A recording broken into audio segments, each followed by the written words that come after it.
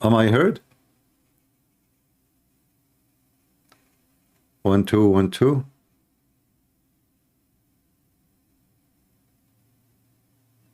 All right, look like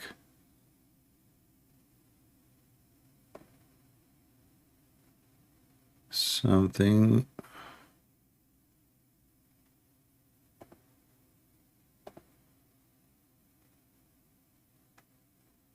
Am I heard?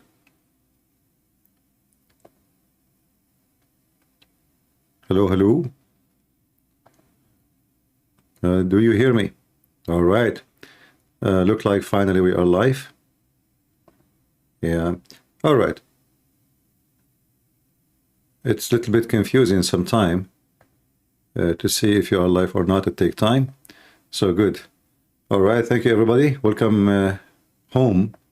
And please invite your friends. If there is any Muslims around, invite them. Let us together discuss this topic and see and examine together Islam, if it is really from God or not. If you are a Muslim, feel free, you can call me anytime. I will open Skype soon and we go from there. See ya.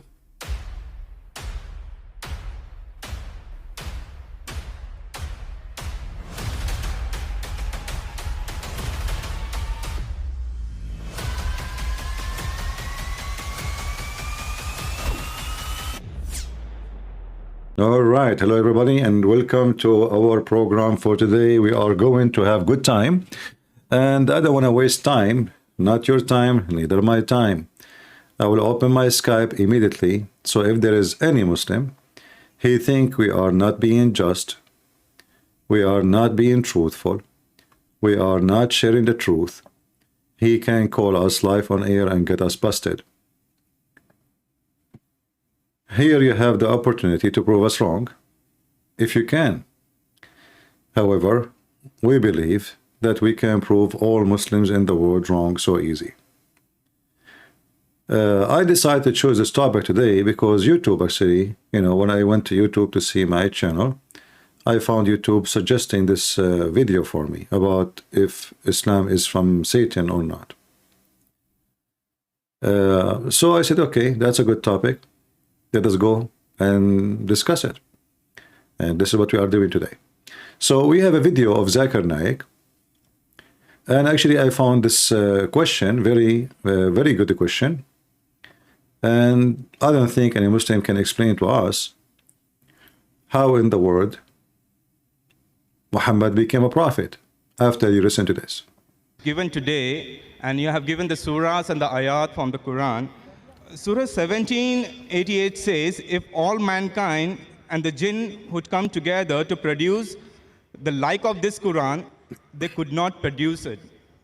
But History of Al-Tabari, Volume 6, page 107, Ibn Shahat, Kitab Al-Tabqat, Al-Kabir, Volume 1, parts 1 and 2, pages 236 and 239, Ibn Ishaq, Sirat Rasulullah, page number 165, 167, says that Muhammad was inspired by the Satan and spoken on behalf of three goddesses, Allahat, Al-Uzza, and Mannat, saying that their intercession is hoped for.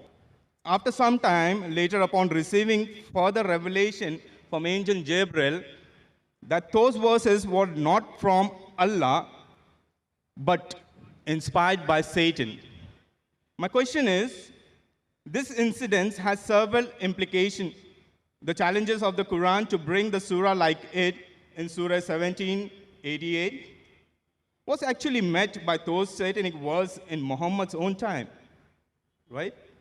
Which in turn leads to the conclusion that the rest of the Quran, is this from Allah either? Brother, what's your name? I'm Danny, I'm a student. I'm studying on the book. Brother Danny has asked a very good question. Yes, sir.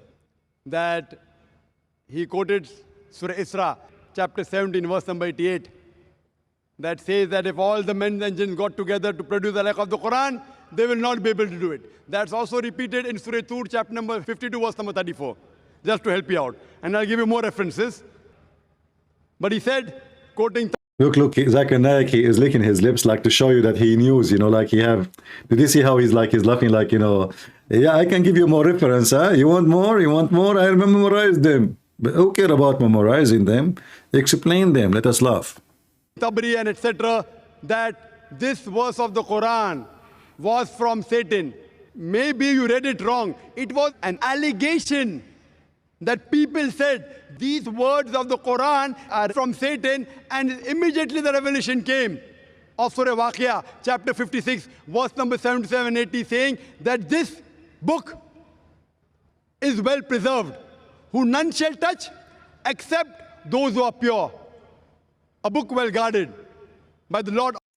Let us show you how Zakir Naik is a bunch, and whoever like him is a bunch of liars. They did not say it's an allegation. It says, it's mentioned that the reason for this verse to come down, because the Satan, he throw in his tongue some of what he recite. He is not saying this allegation, and you eat it. This is what the Quran is saying. Is the Quran an allegation? The Quran says that Shaitan throw on the tongue of Muhammad. Do you see how they lie? The Quran confirmed that Allah will delete what Shaitan. This is not allegation. If it's an allegation, then why Allah will delete? There's nothing to delete. So if we go to the stupid Quran, which we have in front of us, we will find this. To avoid the embarrassment, he said, "This, you understand it wrong. This is an allegation." Absolutely false. The Quran confirmed that Shaitan, he throw in the mouth of Muhammad satanic verses, falsehood. And Allah is going to delete it from the Quran.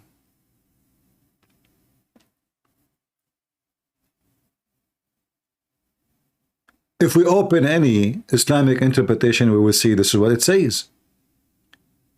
This is why you cannot trust a Muslim when he explains to you his religion. They lie. Chapter 22, verse number 52. We can go to Ibn Kathir, we can go to Al-Qurtubi, Al-Tabari, Al-Jalalain, all of them. Actually, let's do it. Is it an allegation or this is what happened? Let us see. Chapter 22, verse number 52. Here we go. Allegation, huh? Allegation. All right, sorry. This is not, this is 24. All right.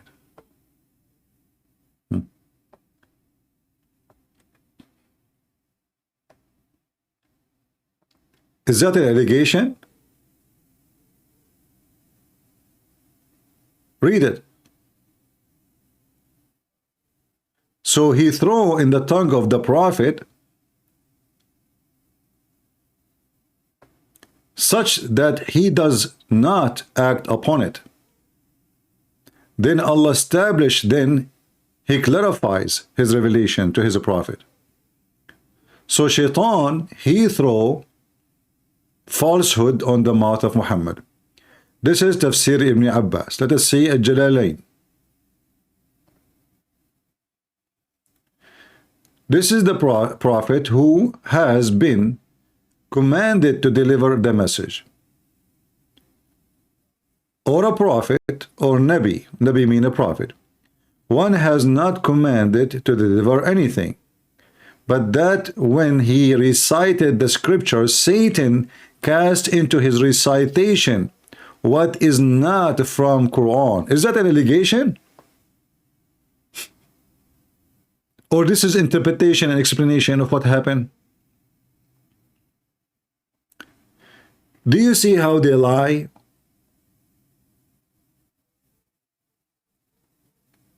And now the question is still valid. As long as Shaitan, he can deliver satanic verses to Muhammad once, well, he can do it again and again. Correct? As long he was able to do it once, well, what is the proof that he is not doing it non-stop during the lifetime of Muhammad? So I have now a verse from the Quran confirm an incident which proved that Muhammad is a satanic prophet. He received messages and Quran from Satan. And here, by the way, there is something very important. I hope people will take notes. If Quran is so amazing as the Muhammadan they claim, and if the Quran nobody can make like it, how come Muhammad did not notice the difference between the Quran of Allah and the Quran of Shaitan?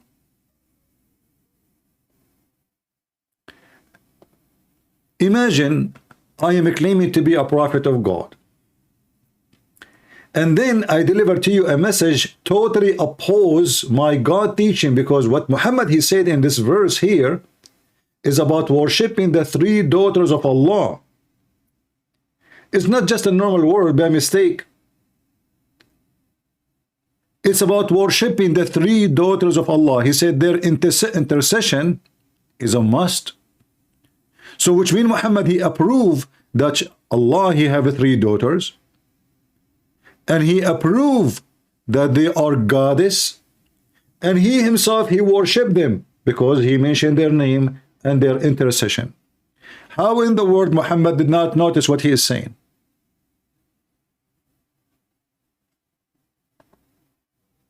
Are you with me?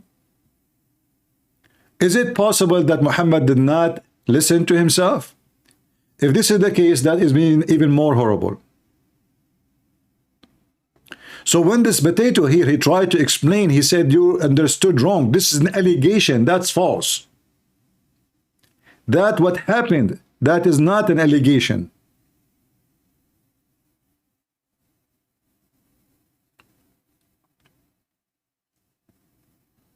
And the story is more funny to the point Allah will send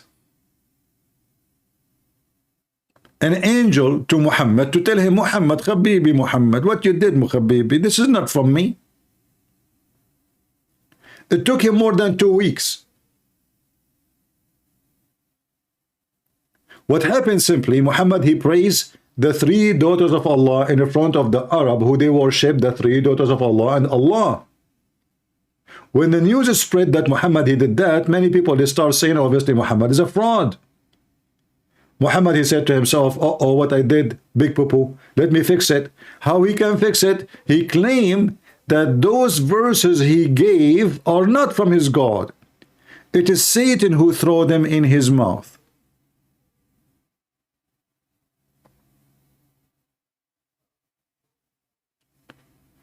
And now the verse in the front of us is very laughable. Why? It doesn't even say what Allah will delete. How we know which verses are satanic verses? And how about maybe the one who made this verse is the same one who gave Muhammad satanic verses? If Satan can come in the image of an angel, as Muslims they claim, according to the story, Satan he come in the image of Jibreel, and he gave Muhammad those verses. But this story does not make any sense. Why? Because Muhammad was reciting the Quran when he received those verses. So there is no Jibreel. He saw nobody. He was reciting verses he already have. And now he added to it the satanic verses, or worshipping the three daughters of Allah.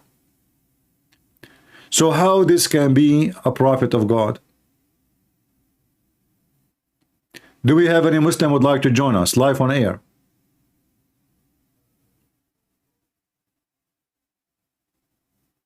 Anyone?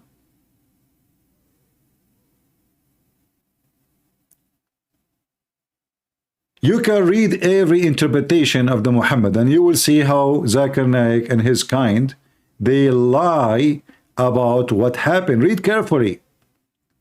Is it an allegation or this is what happened? Here it says,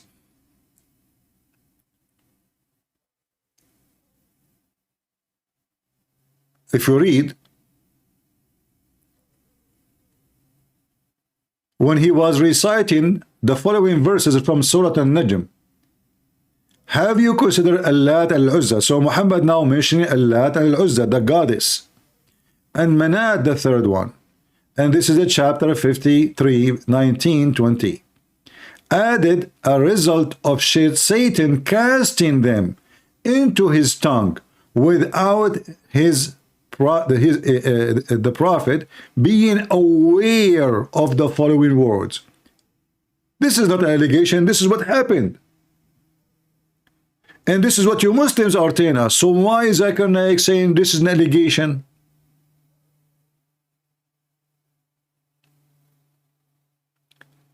Aren't you ashamed of your answer? Or because you have no shame anyway? And we defend Islam anyway. But then people will go and will start reading and they will find that you are just a fraud. Aren't those all your scholars? Who is Zakir Naik? He's nobody. This guy even cannot even speak one Arabic word. He can't even say his prophet name correctly.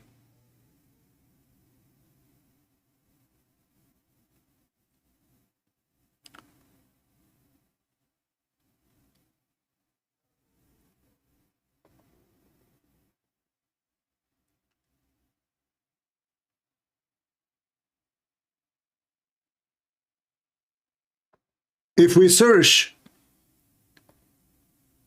in YouTube about Islam from Satan, actually let me do this.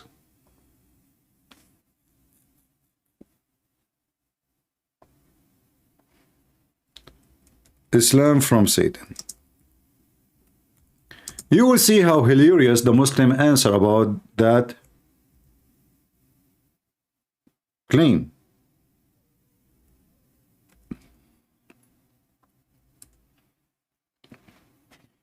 Give me a minute.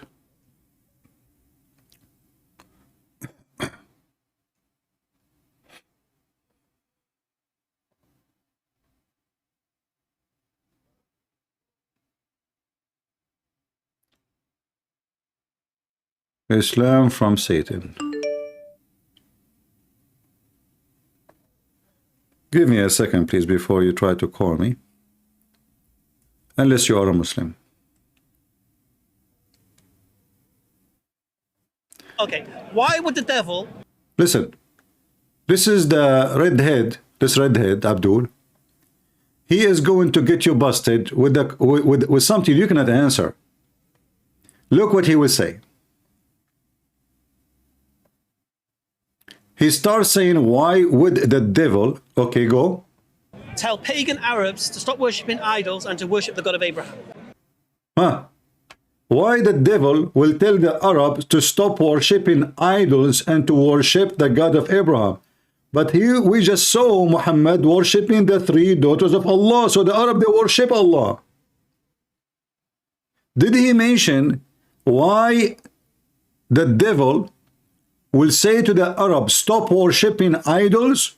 But the Arab, they believe in Allah. Allah is the God of the Arab before Islam. And the Muslim, they call them pagans. Do you see the stupidity?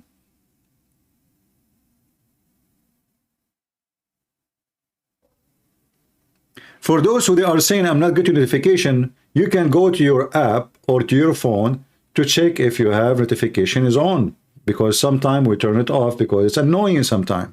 So check that out. So look at this. So why Shaitan why Shaitan will ask people to worship in idols? You still worshiping the same idols. The Arab before Islam, they go around the Kaaba, they kiss the black stone, they do exactly the same numbers of tawaf around the Kaaba, they throw the rocks, they go between Amanat and As-Safa. You do exactly the same.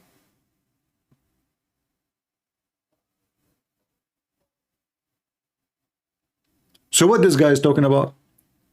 The other guy, he said to him, good question. Well, the answer is here. It doesn't matter for Satan how he do it to deceive you. The important is to deceive you. So are you Muslim now not being pagan? So we challenge this potato to call us and tell us why he kisses stones and why he have to believe that the stone is going to witness for Muslims in the day of judgment. Isn't it? This is what paganism is. Believing that a stone is alive and a stone have part of their worship and practice of worship. Let us see if we have anyone.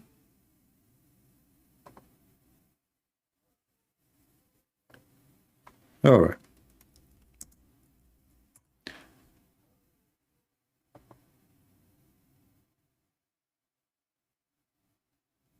If you are a Muslim, please text me.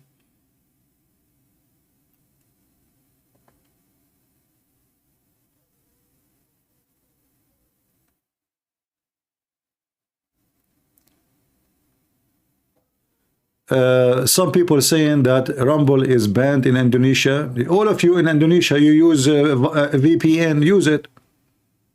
There's many of them for free. You can log into Rumble for, you know, through those programs. There's a browser, they do it for free for you. Let us see this person trying to contact me.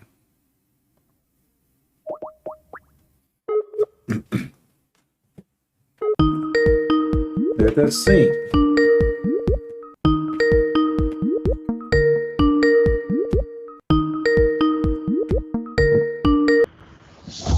Oh, Hello? good evening, my brother and cousin. Good evening to you. Listen, I just saw the title of the screen, and you know, it just made me think like, what does it matter if Islam is the religion of the devil? Just think about how Christianity is truly the religion of God. Just think about how everything that is born upon Christianity stands nowadays, and everybody runs to it, right? How it is truly so that everything that is built upon the rock stands tall and never gets destroyed by anything that ever, you know, just look at the word, how consistent it is, how merciful that our Lord and Savior is all throughout the scripture, how truthful he is, how merciful, how graceful he is, and all the works that come of him, how he truly tells us how everything is supposed to be and how it is, and also warns us about who will do what. It's truly the work of God, you know, from beginning to end, and the evidence is out there. I mean, every single society built upon the word stands nowadays, and everybody is safe, and it's truly just like the blessing of Abraham. It's not the Jews, it's nobody, because when you look at it, every single child that is raised hearing of stories of the Bible and of the Word, and every single genius in history has always been raised in a Christian family, because scientifically anybody who is raised upon the Word of the Bible, he just develops better understanding of the world and understanding of God, really goodness, and from all goodness only comes goodness, and that is the grace. And I don't know how anybody couldn't get that, you know, like I don't know what the Quran is talking about. I do not concern myself too much with these things, but it's safe to say that the Bible is just the word of God. Do you agree with me? Can you hear me? I hear you and I'm listening. Thank you very much for your input. You know, a very good point he mentioned that, you know, Christianity have a great impact in our life. You know, when you go and walk in your life with the Christ, you have a better understanding of life and you can be a better person for sure. Christianity changed us, you know, Christ, he changed us. In Islam changed you too, but make you a very evil person who hate everybody, who don't want to live in peace, and you cannot live in peace. And when you don't have peace within you, how you can be even part of this world unless you are part of the devil world, you know? Yeah, you're not the Holy Spirit, definitely. They don't have it. They don't have a blessing of God. They have only satanic, demonic hatred teaching toward others. A Muslim, he is not even allowed to be loving to non-Muslims.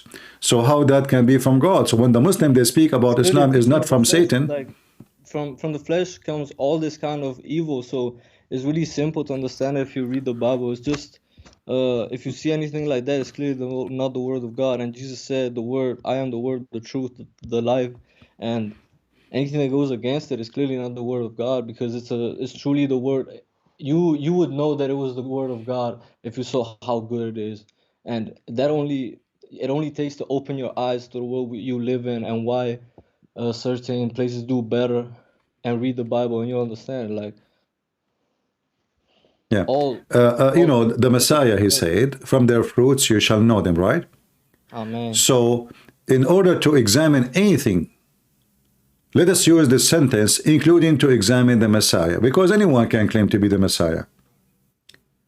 But the Messiah himself, if we examine everything he did, we will find out there is no way that he is not the Messiah. This is number one.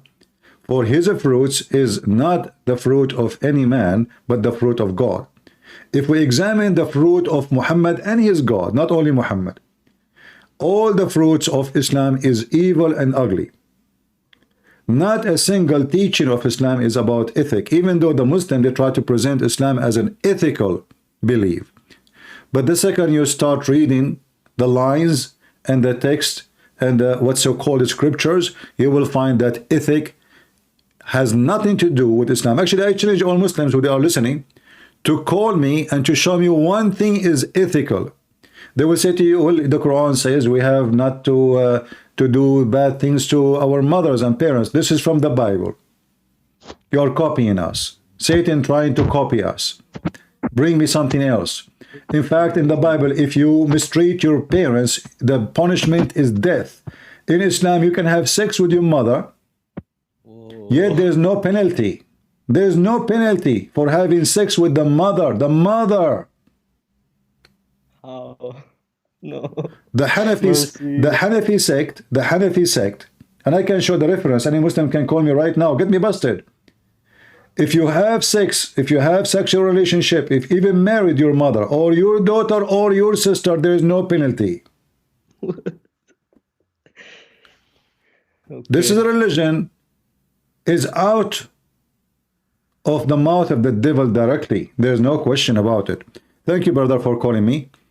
And good to have you with us. God bless. That's great. May the God bless you throughout this live stream, and do your works well.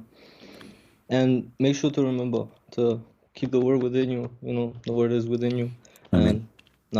And thank you for everything. You know, it's great to hear from you. Thank you. God bless. God bless. Thank you.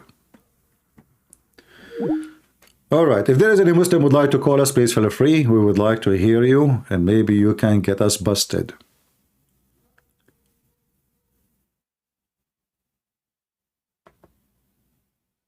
When a Muslim, he says, like this guy, we saw him in the video, speaking about how come the Satan, he would like to command us, if this is the religion from Satan, why he is asking us, this God, if he is Satan, why is he asking us to worship the God of Abraham? Prove it to me. What is the name of the God of Abraham? This is number one. Can you show me where Abraham, he mentioned such a name? We have all the Old Testament in Hebrew. Have you ever heard Moses mentioning the name of Allah?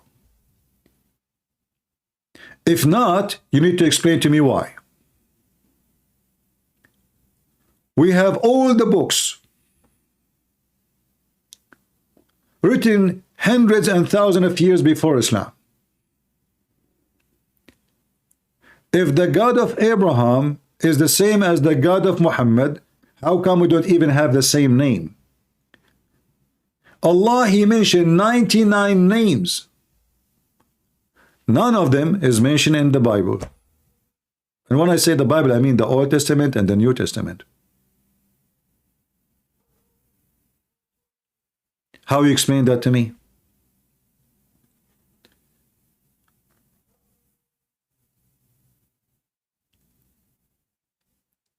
You know, the God of the Quran is a stupid God. Can you share the resource about sleeping with the mother? No problem, sure. This is very easy. Give me a second.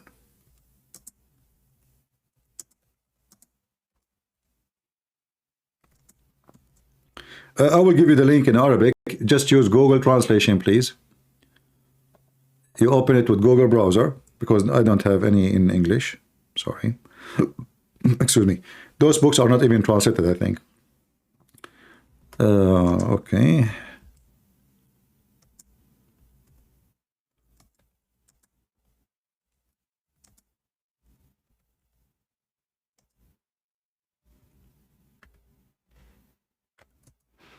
Let us see.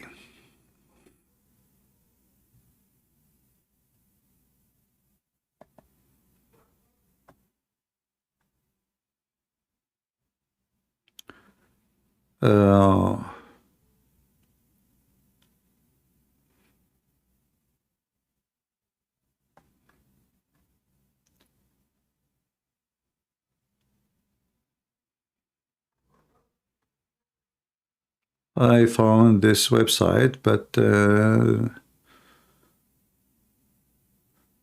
page is so long for you to find it. So let me find the front page.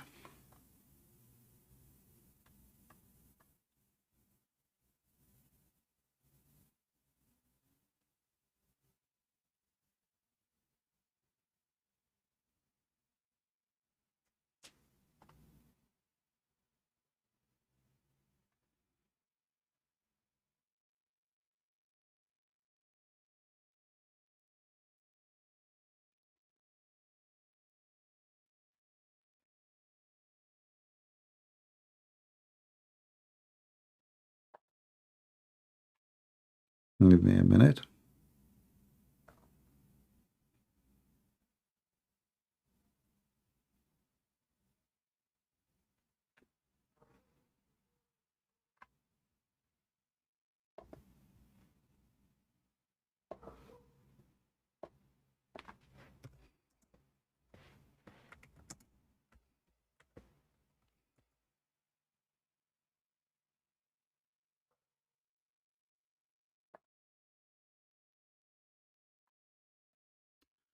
All right, here we go.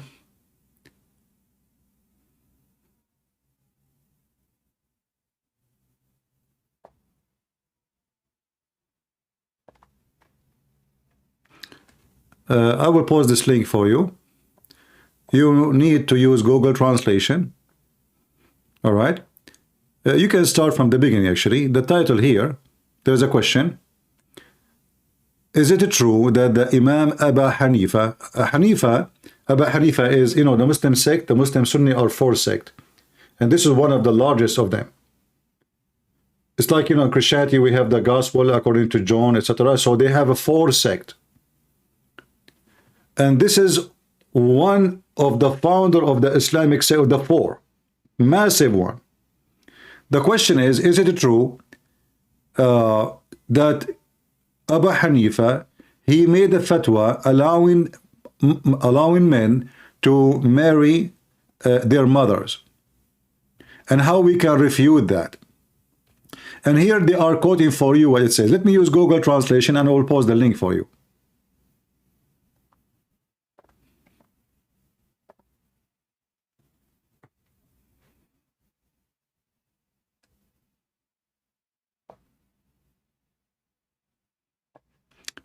Whoever marries, this is about having sex with the women. What marries? Whoever marries a woman who is not permissible for him will not be punished for adultery, but rather he will be punished for severe, painful, painful punishment. But this is an opinion. They are giving opinion now. But let us go what Abu Hanifa says.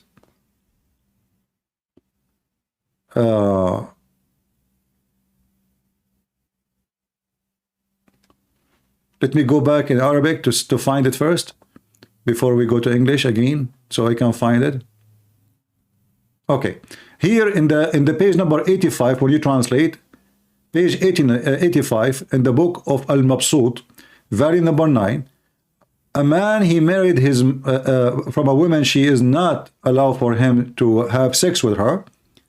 There is no penalty for him, even if he knew of what he is doing, which means he knew this is his mother, or he do not know. And this is the statement of Abu Hanifa. Let us go and now translate to English. So we have to go to where it says 9. Here we go. The book of Al-Mabsut, As-Sarkhasi, volume number 9, page number 85. A man who marry a woman with whom is not permissible for him to marry, and he has intercourse with her, there is no punishment imposed in him, whether he knew about it, which means he knew she is not lawful for him, or not, according to the words of Abu Hanifa. May Allah have mercy on him. Do you see it? Let me now post the link for you. So the Muslims do not even agree about simple things.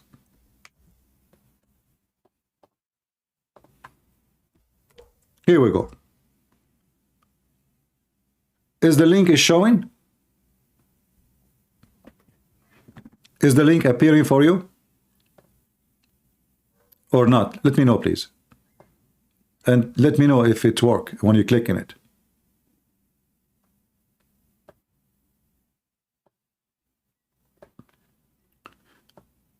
So how they say that Islam is against fornication, and then if a man have sex with his mother,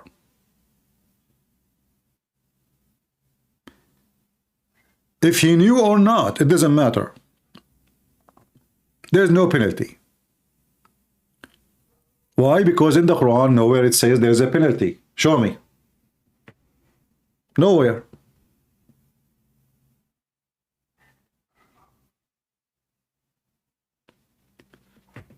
Some saying page is not open, some they say it worked fine. I don't know. That means you have something wrong in your browsing system, because others, they are able to open it.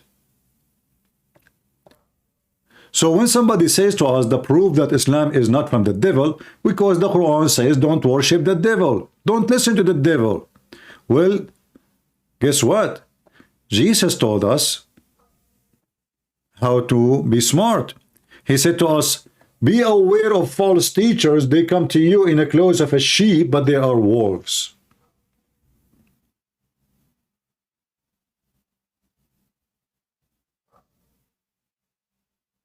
Correct? So the answer is so clear. Are you saying to me Satan is so stupid to the point he cannot come to us in the clothes of a sheep while he is Satan? A scammer, he can come to your house and he claimed that he is working for a solar company and he make you sign papers. If a scammer can do that, Satan cannot do it?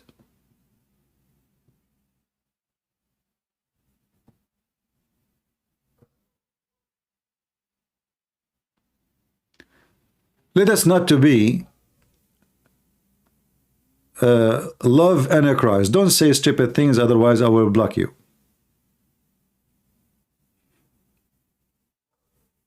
Do we have any Muhammadan would like to join us?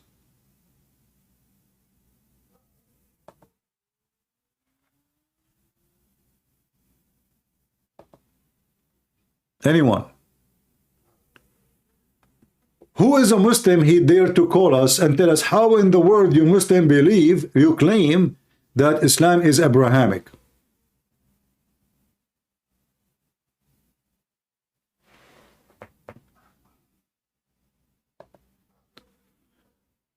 The page you requested does not exist. Okay, let me shorten the link. Maybe that will make it work better. But strange, because it worked for others. What about you copy the link instead of copying, clicking at the link, and then paste? Maybe that will make it work. But let me shorten the link anyway. Here we go. Now you have it.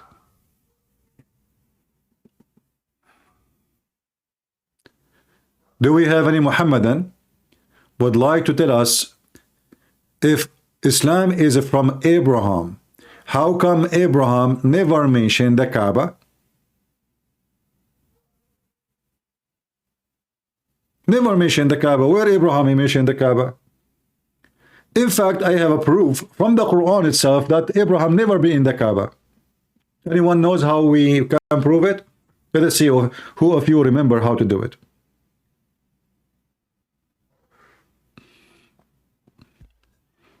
You know, the Quran says that Abraham is the one who built the Kaaba. But this religion is very funny and very stupid. They have a million stories for the same thing. One story, the one who built the Kaaba is Allah, 40 years before he created Adam. Other story, the one who built the Kaaba is the angels. Other story of the one who built the Kaaba, it was people who was exist before Allah destroyed the earth, and he created a new people. Another story of the one who built the Kaaba is Abraham and Ishmael. But guess what we see here? If we go to the City Quran, you will find this. In chapter 2, verse number 127, it says, and remember when Abraham, by the way, the word remember does not exist. The Arabic in the Quran is very broken, very stupid, so they have to add a word there to make it work. And yet they say to you the Arabic Quran is amazing. Otherwise, why you are adding remember? There's no remember. All what Arabic says, and when Ibrahim, not Abraham, and Ishmael were rising the foundation of the house.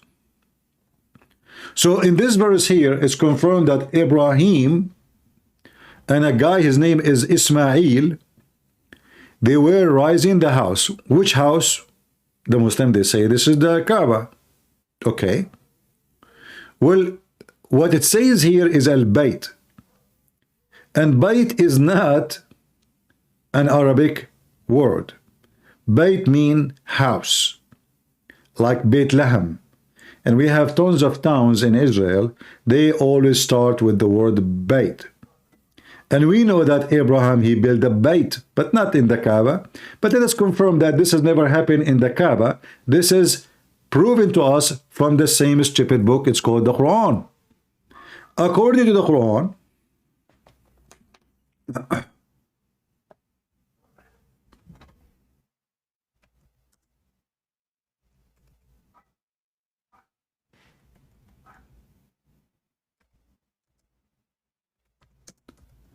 no one came to Mecca to warn the people of Mecca before Muhammad. This can be found in chapter 34, verse number 44.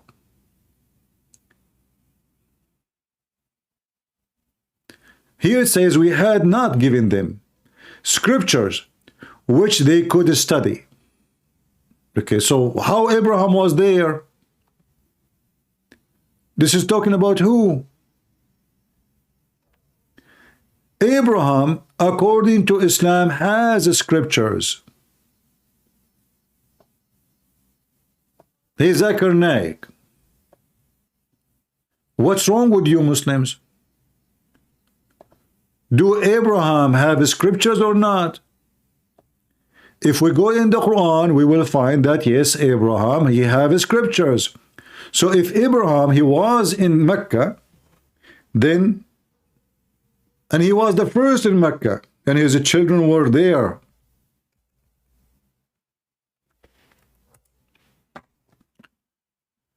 In chapter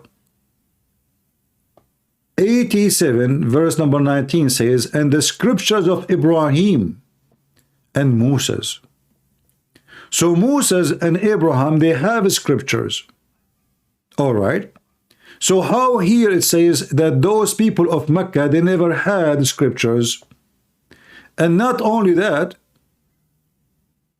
we never send him a messenger before you, a warner before you. Do you see it? Do you see it? So the same stupid book confirm that Abraham never been there and not a single one sent by the true God to Mecca. Nobody came before Muhammad.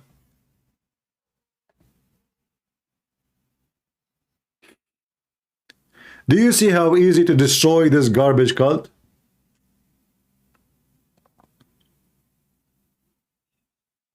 Do we have any brave Muhammadan can call us? And just to make it simple, by the way, the same stupid Quran says, if this is a book made by other than Allah, you will find in it a lot of contradiction. Well, here we go. How Abraham was in Mecca with his children, and then no one came to Mecca before Muhammad. Never.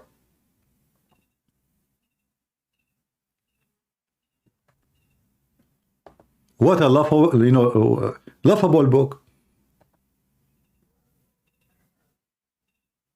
See, guys, I told you, Rumble is better than YouTube. Look, here we have more than 1,000. We just started. In YouTube, we have 155,000, and we get like 1,500, 1,700. So obviously, Rumble is way better. At least here we can keep our videos. So always invite your friends and tell everybody where to find me. Share the link, please, and don't forget to follow. Do we have any Muhammadan here would like to join us live on air?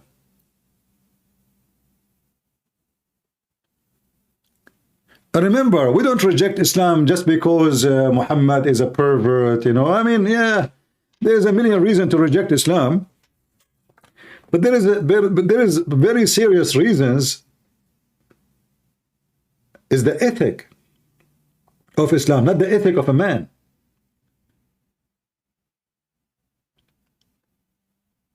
If we ask the Muhammadan, where is the 10 commandment of Moses? Muhammad and the Muslim, they broke every single one of them. Every single one of them.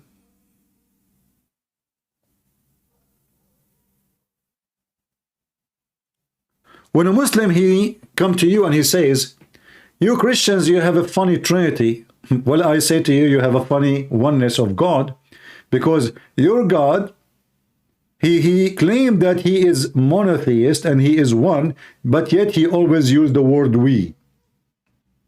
It's in front of you.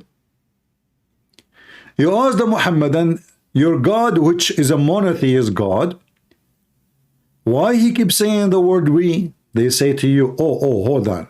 Allah, he say we, oh, let us mean, this is not the right way to explain it.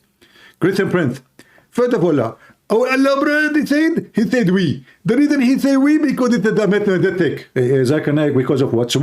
It's mathematic. Majestic. So here, the Muslim, they say to us, Allah, he used the word we because he feel better when he call himself we. Can you believe it?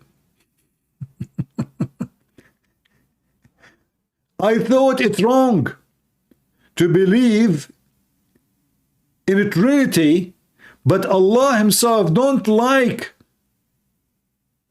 to be one. He feel better if he call himself we, which is a fake we. You see, if the God of the Bible, he say we, well, the God of the Bible speak in the name of the Father, the Son, the Holy Spirit. When the God of the Quran, he say we, he speak in the name of who? Fake we. Even your God, he is not satisfied with his oneness in the language. So how about reality?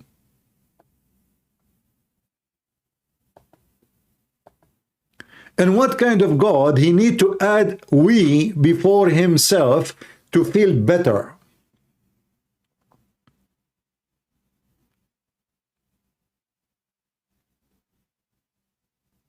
Why? What's wrong if you say I?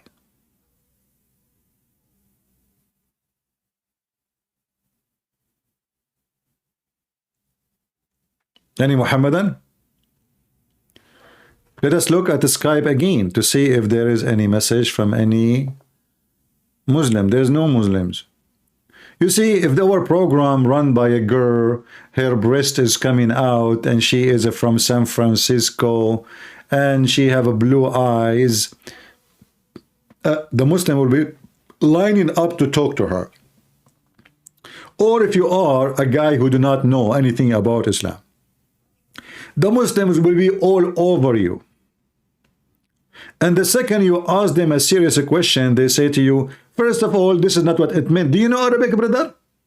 Do you speak Arabic, brother? What's your name, brother?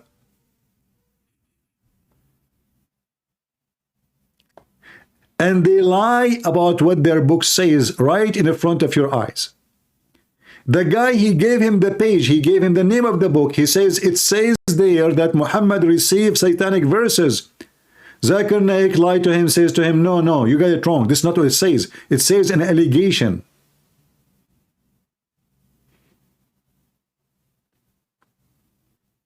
But the Quran confirmed, and the book confirmed that Zakir Naik is lying.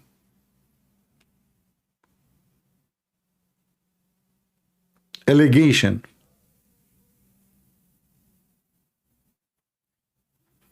Who is a beautiful Muslim who is promised to go to heaven? He like to call us and get the opportunity to convert thousands of Christians. After debating me, I will lose for sure.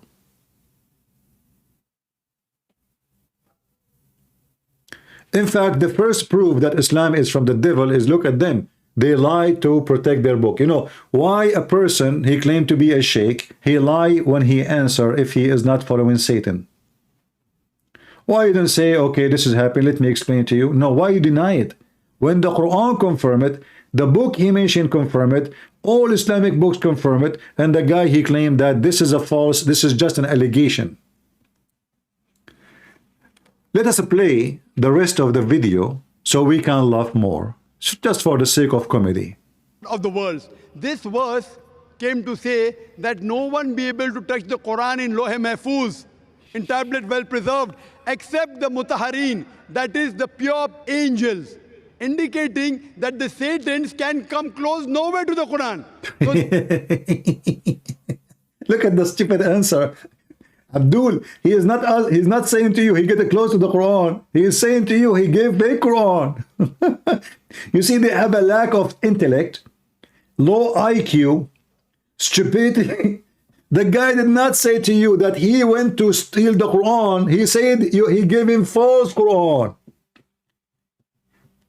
Same time, the Quran of Allah, brother, is in Lawh al-Mahfuz. The guy don't speak Arabic. He don't even know how to say it correctly. But let us show you what he's talking about.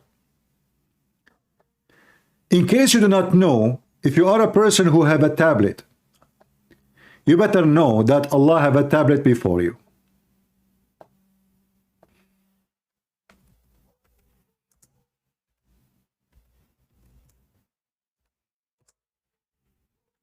Chapter 85, verse number 22. It says Allah, he have a tablet. Can you believe it? And he put the Quran there. And now he just said to you that nobody can get close to the tablet. Is that true? Let us go to the Quran again. We will find here that according to the Quran, Shaitan, he can steal information from Allah.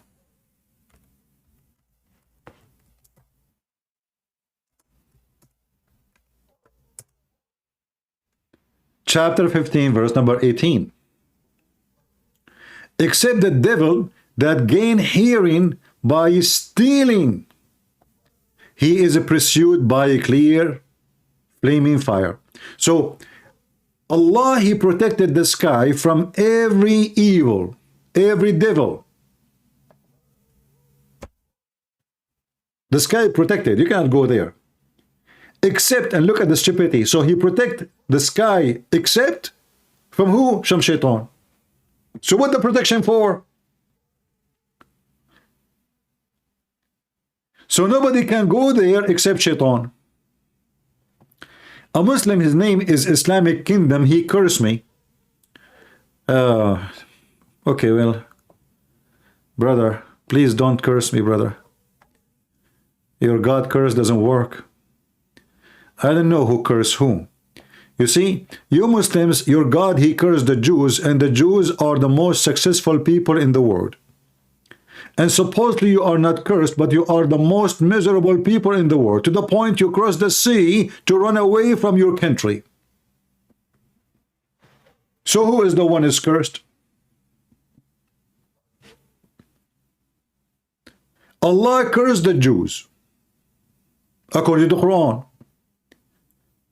If we go right now to Israel, and we walk between the houses and the street of so-called Muslims, we will find the garbage in the street everywhere. We will find that the name of their kids and the graffiti and the drawing of penises in every wall. We will find that they have bars over their windows because there is no security, no safety, because they are very good people. If we go to the houses of the Jews, we find nice houses, clean houses, beautiful trees. Who is the one is cursed? Even when your country have oil and wealth, that oil and that wealth is used for evil.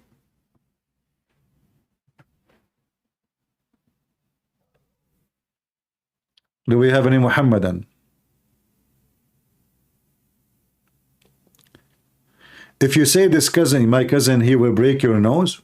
My friend, is your cousin, his name Saddam Hussein? I have a bad news for you. We broke his neck, not only his nose. Oh, maybe your cousin is al-Baghdadi, the Caliphate. Well, I have a bad news for you. Our dog, Jimmy, got him. In the same time, they made him pieces. Is your cousin Osama bin Laden? Well, I have a bad news for you. We gave him as a donation for the shark. So I don't know who's your cousin. Why you are proud about your cousin, but you are not proud about yourself? Aren't you a man? Aren't you? Call me, you and your cousin all come to me. His cousin. You have a cousin?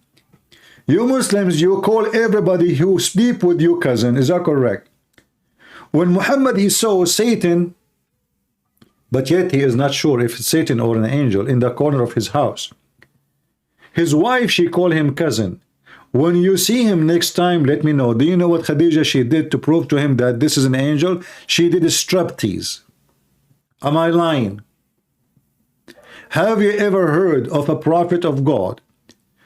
It's proven to him that the one he see as an angel by his wife doing a striptease. Since then, I said to myself, it is time for you, Christian Prince, to become a prophet.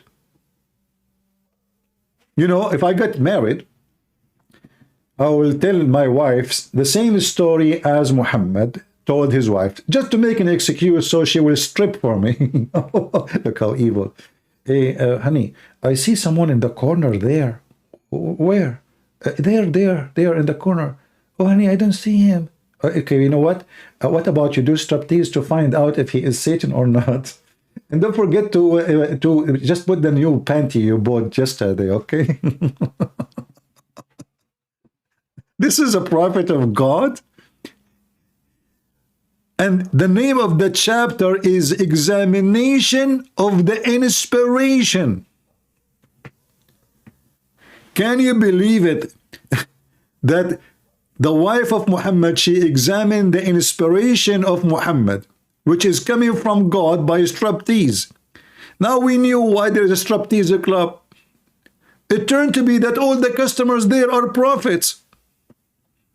Like why men, they go to striptease club, all of them, they are prophet, trying to find out is the one they see in the corner, is the angel or Satan. And the story is even more horrible.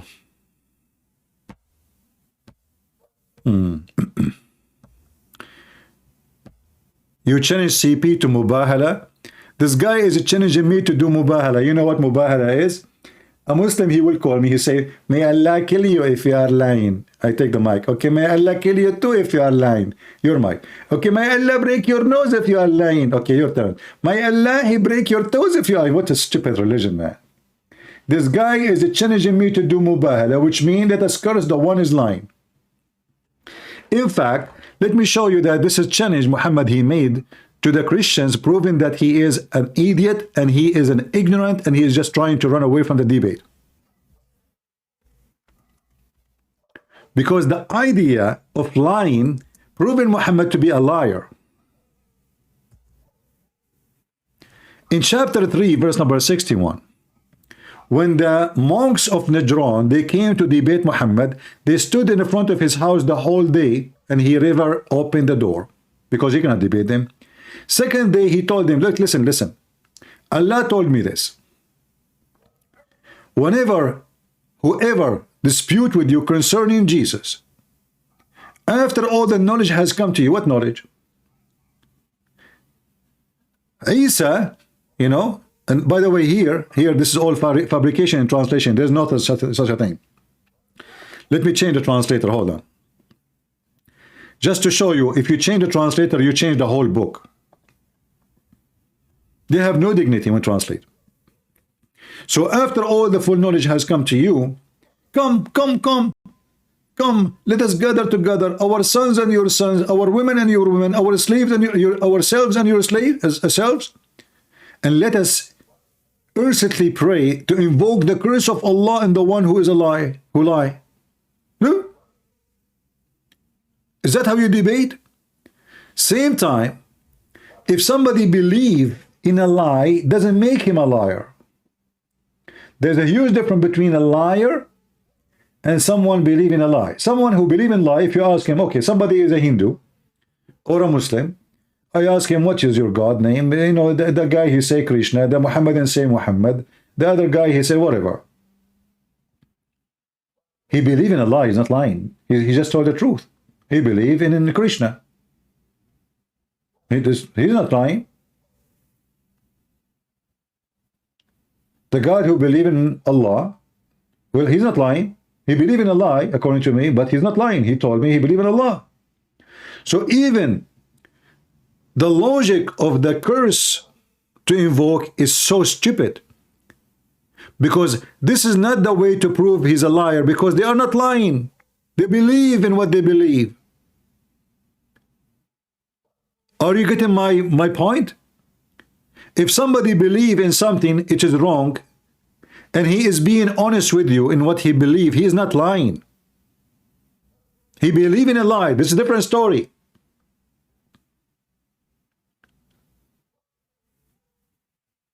Same time,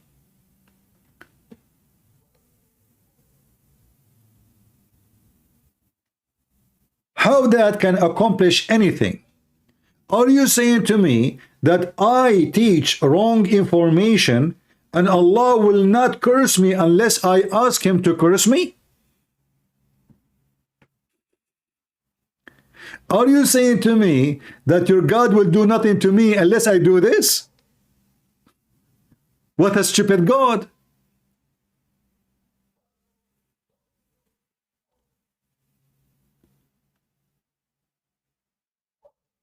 So we can lie as long as we don't ask Allah to invoke Allah to curse the one is lying. It's okay.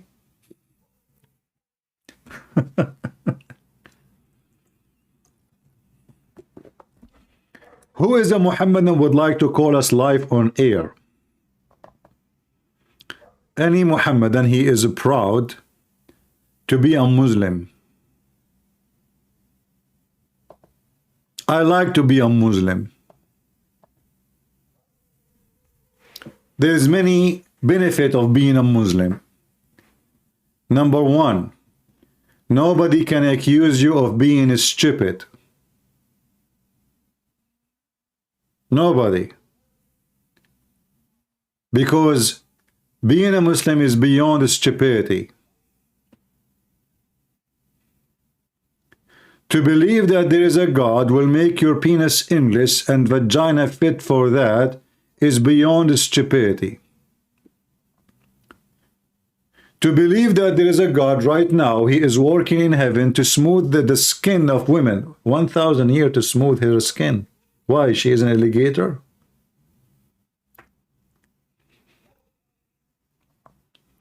You know, when Muhammad, he mentioned that the ass of your wife in heaven will be 1 mile. The first thing come to my head is to open a business. You know those business? Like, you know, those games in Japan, games like, you know, they have a slidey bars over the water. It come to my head. I said I can do better with this ass. I will go to Japan and I will make a challenge who can climb the ass of my Muslim wife, which is coming from heaven. It is 1 mile and she is so smooth. You tell me how you can do that.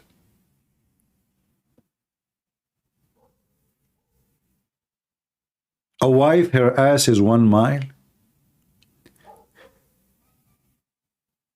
However, this is very small still. If the penis is endless, what 1 mile ass will do?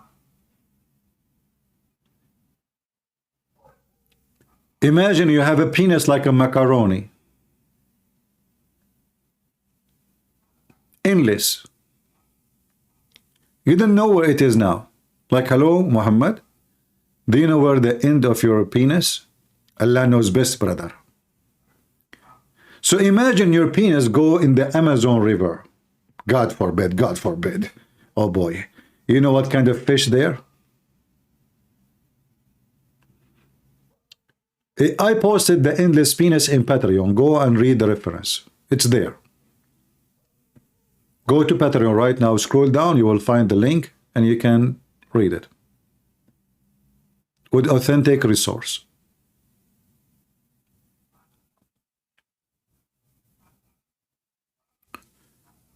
Any Muhammad or Muhammadan would like to join us live on air and tell us how in the world Islam is from the God of Abraham.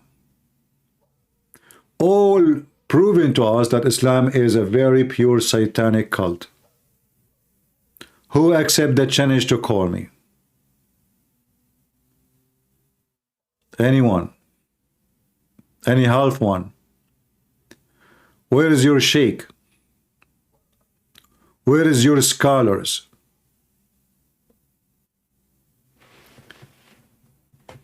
But listen carefully. Some, they come to us and they say, Islam is a good religion. And then, you know, the first thing I ask myself, it's good to who and what is good mean? You know, when somebody say the word good, what is good? In the world of Muslims, the word good mean kidnapping the Jew is good, raping the Jews is good, kidnapping the Christian girls in Nigeria is good, killing the Christians, burning churches, all kinds of things is good for them. So we might share the same dictionary of words, but words mean different meaning between what we believe and what they believe. So always you have to remember that. Because the word is very good, is very flexible in Islam. Extremely flexible.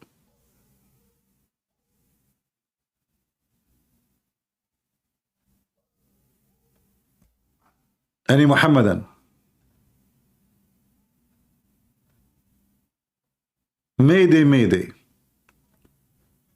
Oh, we have a guy, he debunked Christianity in less than 1 minute. Hold on. I'm here now to debunk. Okay, guys, this guy, he want to debunk Christianity in 1 minute. That was so fast. Are you trying to copy Lili Dawa, which make him cry for what he said? Listen carefully. Do you want to see how this guy can debunk Christianity in less than 1 minute? That's so fast. Go. Debunk Christianity in less than a minute. And to do so, I'll need my first witness, Jesus of Nazareth. Okay, so Jesus teaches in the Gospel of John that the only true God is the Father. Abdul, who? The only true God? What? I like it when you put your hand next to your ears. You look like a monkey. You stupid idiot. As long this is what you accept and you believe this is true, then you have to accept that Jesus is the Son of the Father. Did you just say the word Father? So do your religion teach that Jesus is the Son of God and he have a Father which is God? Do even Muslims listen to themselves? So this guy, he learned one verse. That's it. This verse is going to prove, it will debunk the Christianity, all of it. Are you sure, Abdul? Yes, brother, I'm very sure. Listen carefully. Are you very, very sure? Who's that? The only true God is the Father. For those at the back, the only true God is the Father. If the only true God is the Father, then Jesus cannot be God. But isn't Jesus said, you donkey, I and the Father is one? Potato. However, that's to show you why I consider Muslims trying to promote Islam, they have the answer of a mule. This guy, he mentioned John 17. And you know, always I used to imagine the Muslims as people who walk step by step.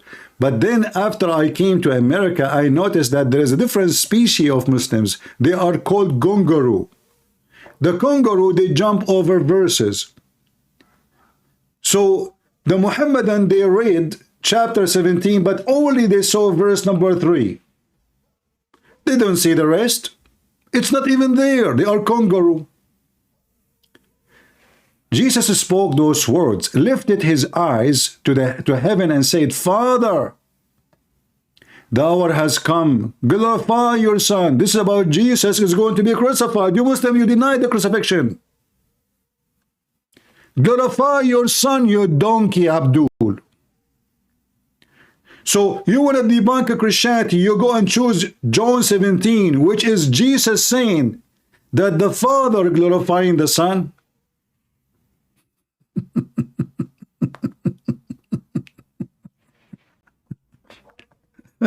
Sorry, I have to use the word donkey. It's, you know, I cannot, you know. That your Son also may glorify you, as you have given him authority over all the flesh. The Muslims, they did not see that. They are kangaroo. You see, the kangaroo is very well known species, have 2 legs and they are long. And when they walk like this, like boing, boing, boing. So a Muslim, when he go and he read in the Bible a verse, he like that verse, he delete the rest. Who is the one who have the power over all the flesh? The Son. The Son of who? The Son of the Father. Who is this Father? Is the only true God.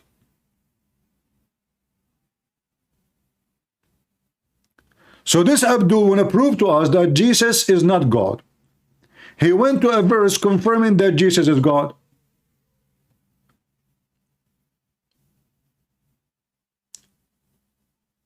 And the Messiah is asking the Father to glorify the Son. Why God will not glorify anyone? Everybody glorify. Everyone praise God. Is that correct, guys? Every tongue praise God, not the opposite. It's not God who glorify us. We are nobody. The Father glorified the Son, so also may glorify you. Who? The Son. As you have given him the authority over all the flesh, that he should give eternal life to as many as you have given him. Who is the one who gave eternal life? Jesus. And this is eternal life, that they may know you, the only true God, and Jesus Christ whom you have sent. I have glorified you on earth, and I have finished the work which you have given me to do. And now, Father, you glorify me together. You glorify me together with yourself, with the glory which I had with you before the world was. Do you see it? The Son, he have the glory with the Father before the world was created. Do you see it, Muslims? Jesus, he just said that he is the Son of the Father, and him and the Father, they are exist before the whole world. Do you see it?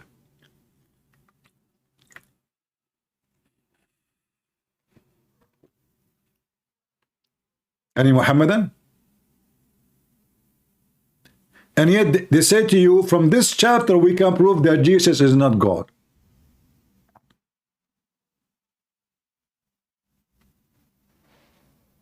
Can you believe it?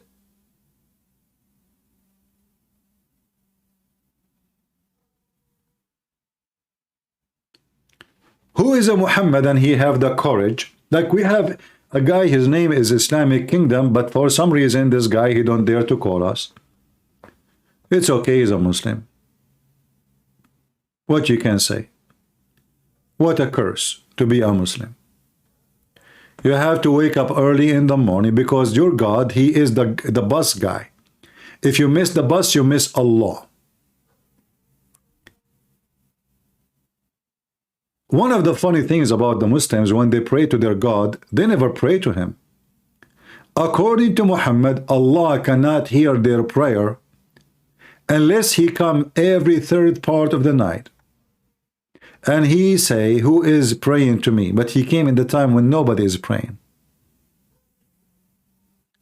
Hey Muslims, is it true that your God Allah, he come every third part of the night down to the lowest heaven?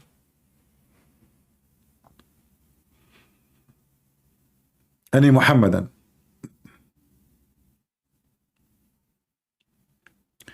Welcome everybody who is coming here to support. You know, I don't want your support. I want you to support the truth. I don't want you to support me. This is not about me. Never was and will never be. We are here to protect your children and generations from lies of the Muhammadans. We are here to share with you the knowledge of the truth and defeat the liars. This is not about supporting me. Do we have any Muhammadan? So this Abdul, he is so excited. Christianity debunked. That's it. What a laughable religion. Extremely laughable.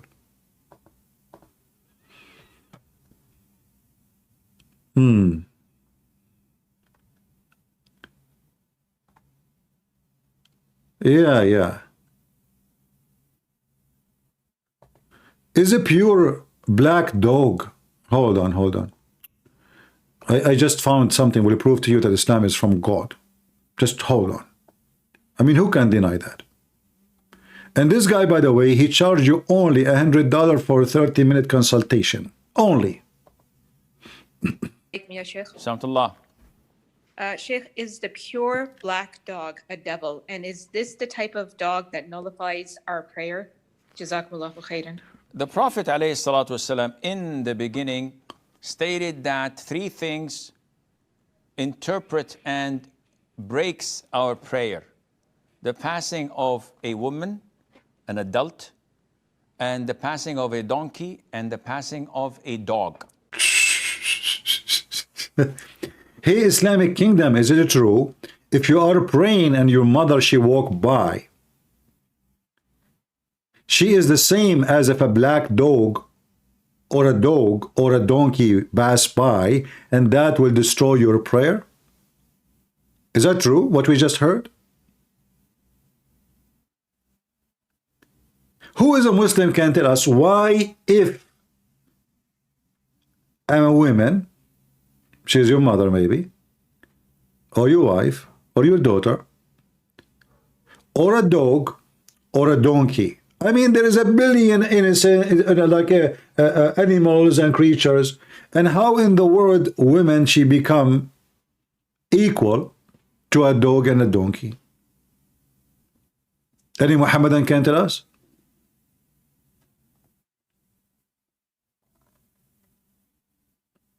Any Muslim?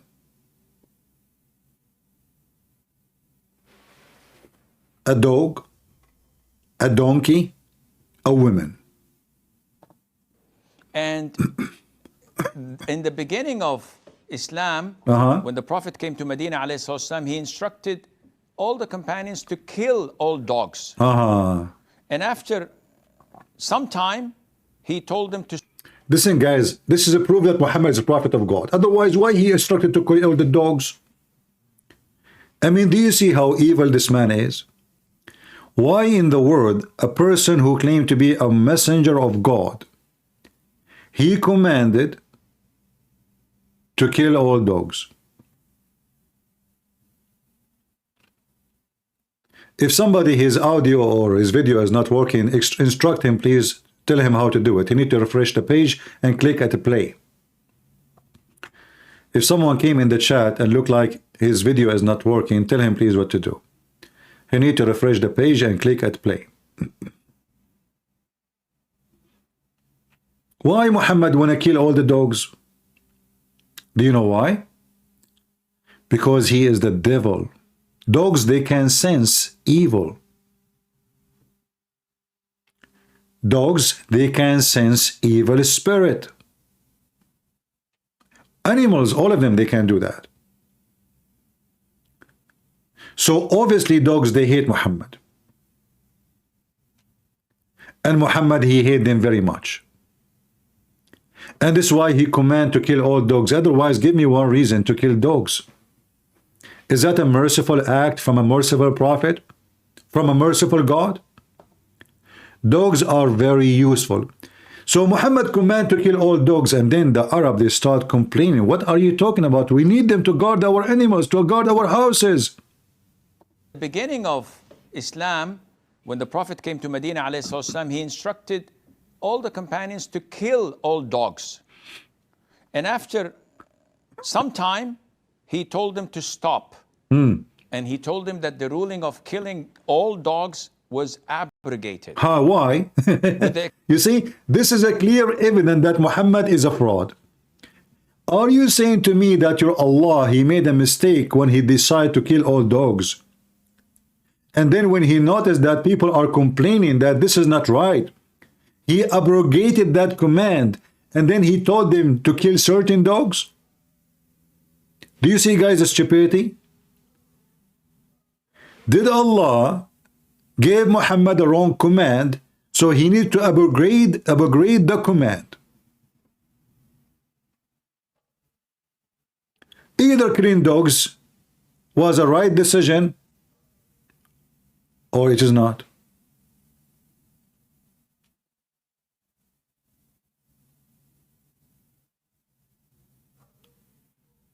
Obviously, it was not. Otherwise, why Muhammad need to upgrade a decision given to him by God, and then the abrogation coming from his God changed his mind? His God, he got a report that this is a stupid decision? His God is Joe Biden? He say no border, now he want border? How this can be from God? Why God, he commanded him in the beginning to kill all dogs? And how you upgrade such a thing? And in the beginning of Islam, when the Prophet came to Medina, ﷺ, he instructed all the companions to kill all dogs. And after some time, he told them to stop. And he told them that the ruling of killing all dogs was abrogated. Abrogated. Where? With the okay, hold on. Muhammad, he received command from Allah in the Quran. Show me where he received command to kill dogs in the Quran, and where he received command in the Quran to stop killing dogs. Obviously, Muhammad is fabricating stories. He changed rule as he wished. He claimed Allah told him, but obviously there's no God speaking to him. Dogs are one of the most useful animals for mankind through history. Why we shall kill them? There's no point.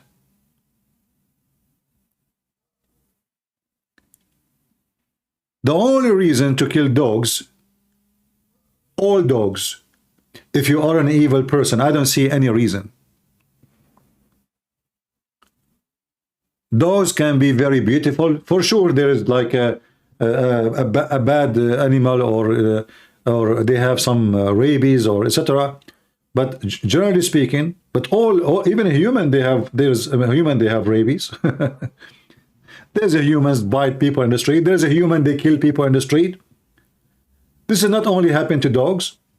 This happened to all creatures. But the major number of dogs are beautiful. And they are always helping us in life.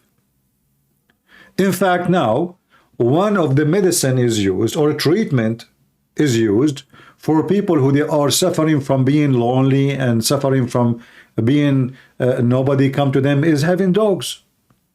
They help a lot of elder people to survive. Dogs, they can save life. In the case of death or disasters, dogs are number one to use to research for rescue. Right now, as we speak, the Israeli army using dogs to capture terrorists. So instead of losing an arm or a leg of an Israeli soldier, a dog, he go inside, he have a camera in the top of his head with light, he sniff, his bark, he attack the terrorist, and he save life.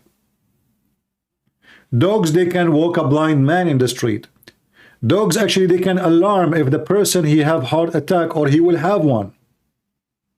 Who said dogs are bad? And what kind of God he command to kill all dogs? You tell me.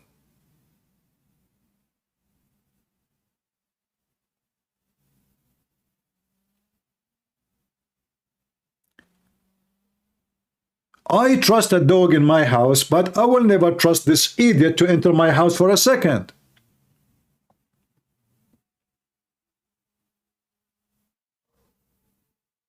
Do we agree? In fact, those can be, you can trust them more than a human.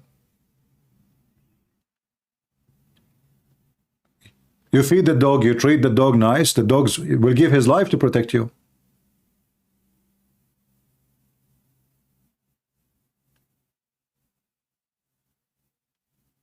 So here you see a clear evidence that Muhammad is satanic, and the proof of that is how much he hates dogs.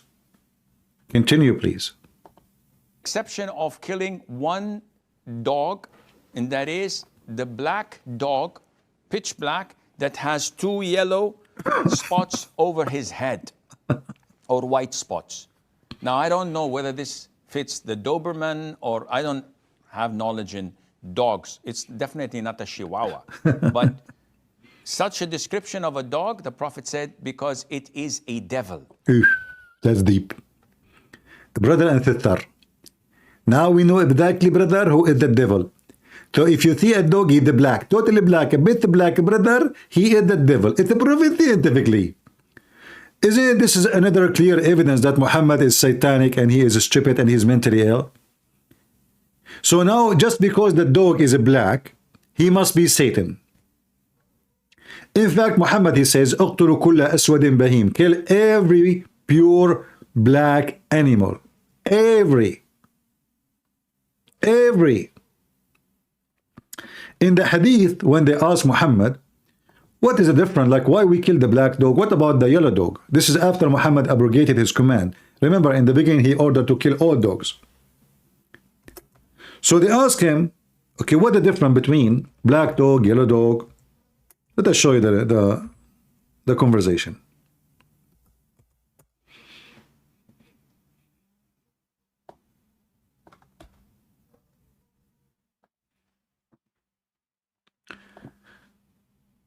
So this guy, he asked the companion of Muhammad. He said to him, so why only the black dog? What is matter with the black dog? I said, oh, Abu Dhar. Abu Dhar is a companion of Muhammad. He is the father of the ants. What feature, sorry, is there in the black dog which distinguish it from red dog or yellow dog? He said, oh son of my brother, I asked the Messenger of Allah as you asked me. He said the black dog is the devil. So yellow dog, which means blonde, there's no way is the devil, is the cute. Right? Red dog is the redhead dog. He's cute. Black dog is the devil. And for sure Muhammad is not a person who hate color black. Obviously.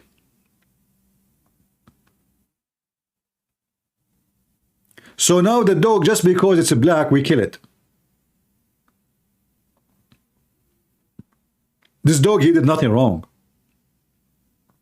Except being black. So what is the reason to kill the dog?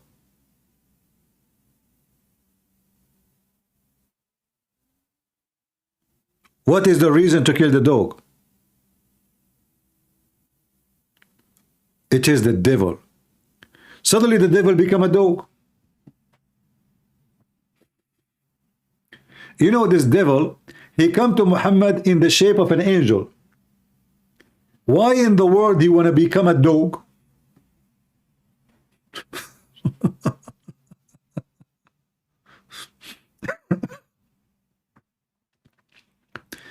Isn't it obvious that Islam is from the true God, brother? I mean, come on. Look at this. This must be from the true God.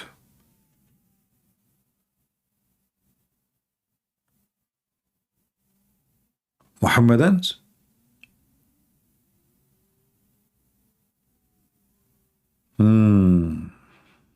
Black dog, what you gonna do?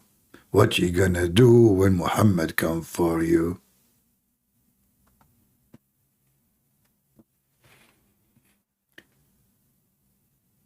Any Muhammadan here? Well, dogs is you see dogs as in animals, their, satisfaction is very easy, they are animals. But I can trust a dog 1 billion times more than Muhammad. The Muslim book says, if the eyes of the Prophet fall into a woman, her husband must divorce her to the Prophet so the Prophet can F her. If you have a dog in your house, he will not require any of this. Abdul Hamid, you can call me, my friend. You can call me using Skype. Skype is in the info of this video. You see Skype? Under the info of the video.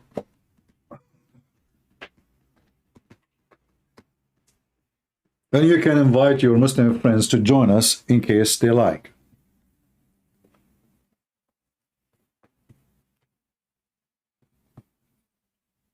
All right?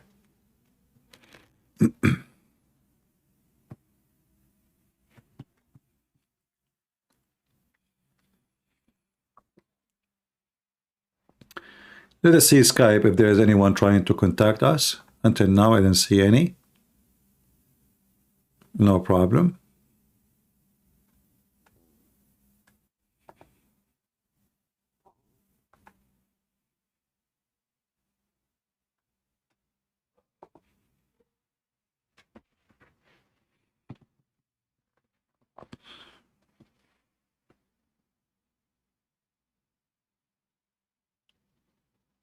Any Muslim would like to join us live on air? We believe Islamic is a pure satanic cult. We believe that Muhammad is nothing but a pagan satanic man. And we have all the reasons and the evidence to confirm that. If you are a Muslim who think that we are wrong, and you think you can prove us wrong, feel free to prove me wrong. Unavailable Skype, how it is unavailable? Why it is unavailable? This is my Skype. It is available. And I am live on air.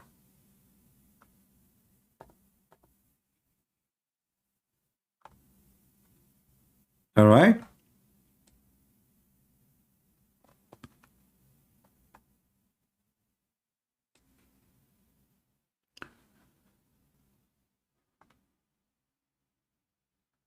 Abdul Ahmed 123, this is his name.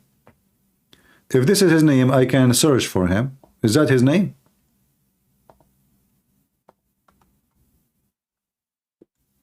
Is that his Skype?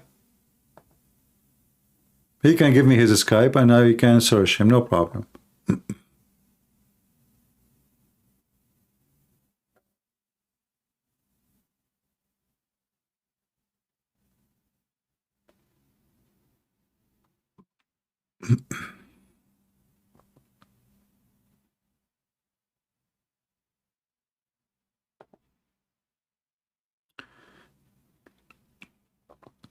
Is that your name, Abdul Hamid, Dubai, United Arab Emirates? Is that the one?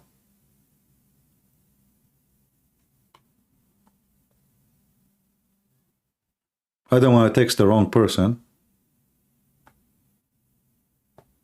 Is that you?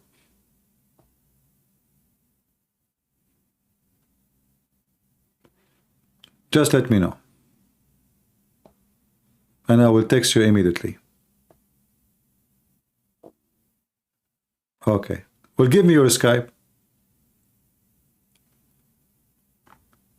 Okay. Live. Hold on. Give me a second, please.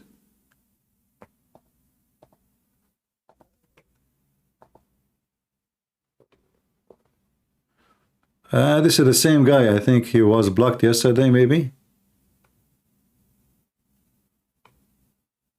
Because still I cannot find him.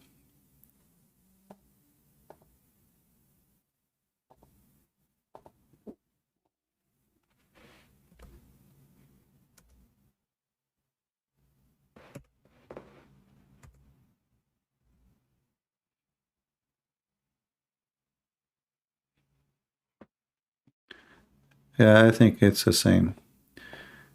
Do we have any Muhammadan here who would like to join us? Mayday, Mayday.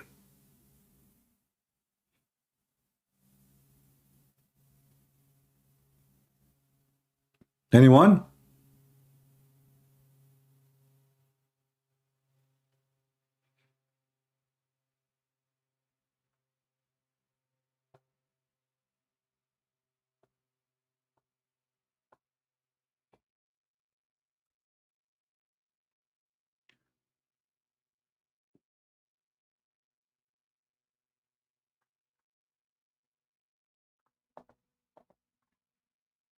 Nobody. All right. Well, let us hope that the Muslims, they will get some education from their God and some inspiration from the angel Jibreel to be able to refute us. You know, all what we see from Islamic religion is nothing but superstitions and stupidity and fictions.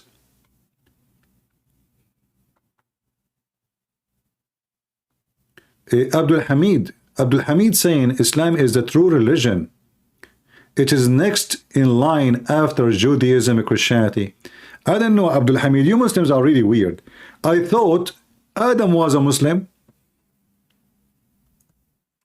So how Adam was a Muslim, and then there is Judaism and Christianity? According to Muhammad. And you see the Muslim, they don't even know what they believe in. When they want, Isa was a Muslim, Musa was a Muslim, everybody was a Muslim, and then they say Christianity, and then they say Judaism.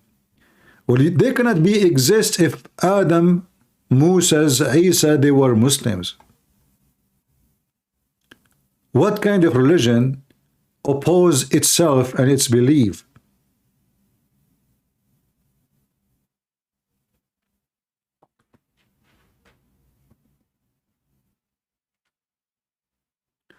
So Abdul Hamid, why you don't give me your Skype, my friend? Give me your Skype.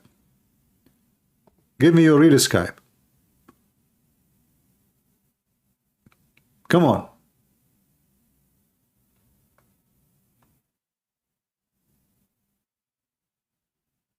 Yeah, the Muslim, they are obsessed with the word Islam. The cat, you know, the cat don't walk in the Quran. I mean, can you believe it? The cat is a Muslim. Even the cat is a Muslim cat.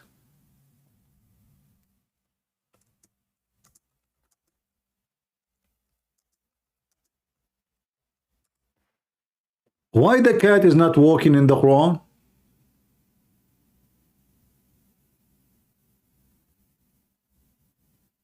Can you explain that to me? It's a miracle, brother. It's a miracle of video editing.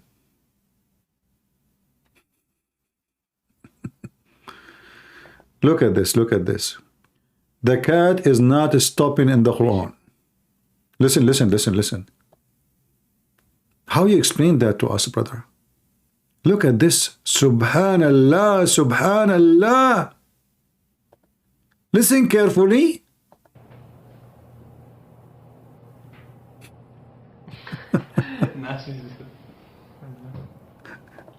Well, the cat is in the top of the Quran. What do you mean she did not step in the Quran? The private part of the cat in the top of the Quran. So the Muslim, they made videos about the cat don't step in the Quran. And that was a clear evidence from God that this cat is a Muslim cat. But then there is many people, they start looking and see, reading if this is true or not. Is it really true that the cat don't stop or step in the Quran? We have there is an infidel, his name is David Wood. This guy is, you know, he have a friend, he have a Quran, and he have a cat. So he said to himself, you know what, I'm going to do this. If the Quran reading, if the cat don't step in the Quran, I will become Muslim like the cat. A lot of Muslims have been sending me videos claiming that a cat will not walk on the Quran. And they're presenting this as evidence for Islam. Evidence that proves that the Quran is the word of God. Oh, look at this, some music too.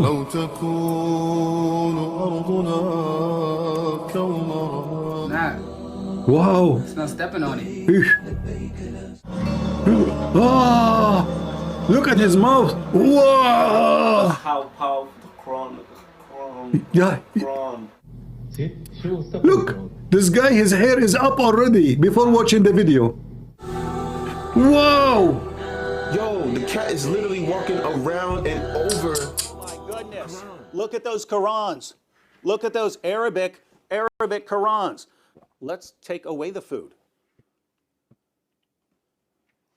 The cat is still standing on a Quran. A cat will not walk on the Quran. That's the Arabic right there.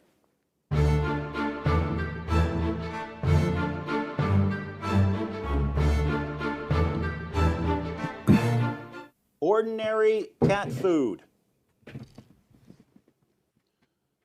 Why is this cat so quick to walk all over the Quran? Will you walk on it for a string? You'll walk on the Quran for a string? But I thought a cat will never walk on the Quran. That's the Arabic. That's the Arabic of the Quran, that this cat is walking all over for a piece of string. It's not even going for food. This cat has absolutely no respect whatsoever for the Quran. Do you know why? It's because cats have absolutely no respect for anything. Is this cat possessed by a jinn? No respect for the Quran whatsoever. Some cats like laser pointers. Come here. Come here. Will you walk on the Quran for a laser point? Huh? It's so easy to get this cat to walk on the Quran. She's seeking knowledge from the Quran. She's seeking knowledge. Now the cat is just pawing randomly at the... Okay. This is Abu Hamid. This guy is a kid, you know, you remember him? The one who claimed to be a sheikh.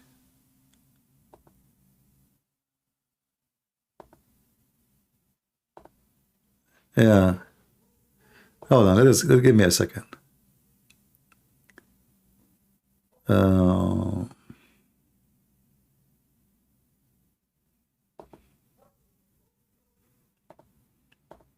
The Quran. Oh my goodness. She's destroying my Qurans. So why do Muslims use arguments like this? It took me 1 to 2 seconds over and over again to get this cat to walk all over the Quran. Why do people claim that a cat will not walk on the Quran? Do you know how you do that? Do you know how you get those videos? You film a bunch of footage of a cat around a Quran, and then you post all the clips where the cat... Hello? Hi. Assalamu alaikum. Wa alaikum assalam, wa alaikum To all assalam. the Muslims. Huh? To all the Muslims. To all the Muslims. Yeah, Christians, there's no salam alaikum, no salam alaikum. So what do you want to do? You want to kill us? What do you mean there's no, that's only Muslims? Oh, you guys get dawa. You got what? Dawa. What dawah mean? Dawat Islam. What does that mean? I don't understand. I don't speak Arabic. Do you speak Arabic? I understand a little bit, yes. So why you are using a word you do not know what it means? Dawat Islam, I know what it means. What does it mean? Tell me. Like to give invitation to the truth. Oh, okay. So is it the truth that the black dog is the devil? We had this talk before. I don't really... Hadiths are more complicated than you make it to be. So who will make it complicated, the Muslims or the dog? Because hadiths are not the word of God. Allah did not, it's not his Allah's speech. Ah, okay. But so Muhammad is speaking from his own mind, lying about what Allah told him to say? No, it's like somebody said this, somebody said that, like it's not the pure word. Like, I mean, you understand. For example, if I tell okay, you okay, I will go with you. As long you go by what is true, and the truth is in the Quran, correct? Yes, yes. All right. What is the punishment of having sex with your mother according to the Quran? It says, do not commit any immoral sex.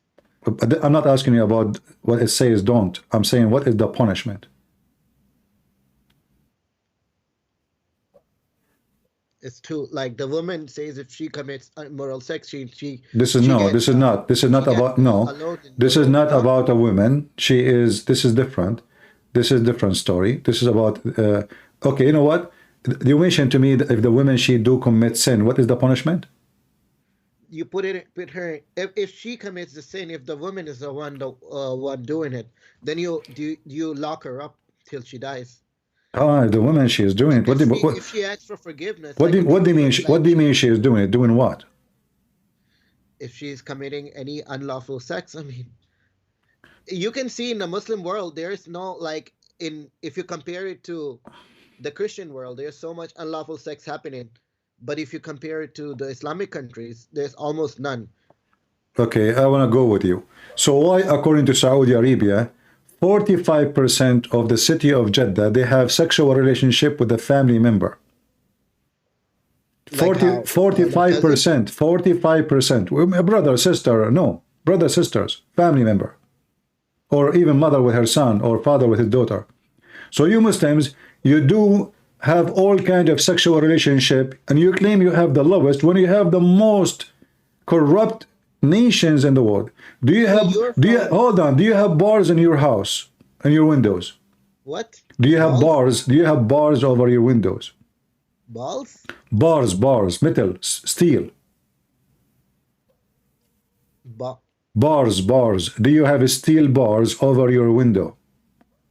Oh, no. How come? Are you living in the West? Yes. But if you live in Pakistan, are you secure? Are you secure if you don't have steel bars over your window? No. Yeah, we had those. All right, because the whole country is full of thieves, correct? No. So what happened? That's different. What do you mean what happened? Why you need to have bars when the view is not nice? You feel like you're in a jail. But because in a Muslim country, if you leave your window without bars, they will break into your house in 5 minutes. This is the truth. Well, that's separate from religion. I mean, this is the religion, Islam and Muslim. You are your one who just said to me, you Christian do this and that, and then the second I ask you what you Muslim do, you suddenly separate between this and that. Let me ask you, is it true that #1 country in the world who search for sex with donkey is Pakistan? No. What if I show you? Those are not Muslim people who are doing that. So the country of Pakistan are not Muslims? No, those people who do those such acts. But why you are beating every country in the world? Okay, listen. Why you are searching for sex with donkey? Those men who do it, first, they're not Muslim. Second is that because okay, hold on. Save their okay, daughters. Why they are not Muslims? Isn't it the Quran says Allah forgive all sin except shirk? Yes. So they are Muslims. Why you are lying? No, those are, I mean, a Muslim man wouldn't do such things. I mean, it's forbidden. No, it's not forbidden. Show me where in the Quran it says it's forbidden for you to have sex with donkeys. Go ahead. It says unlawful sex, and nowhere it says unlawful between man and women, not about sex with donkeys. Okay, where does it say do not have unlawful sex only between man and woman? It says do not have unlawful. It says that it's okay. Okay, give me the verse talking about unlawful sex, and I will show you. It's about women and men. Hold on. Go ahead. Don't fornicate.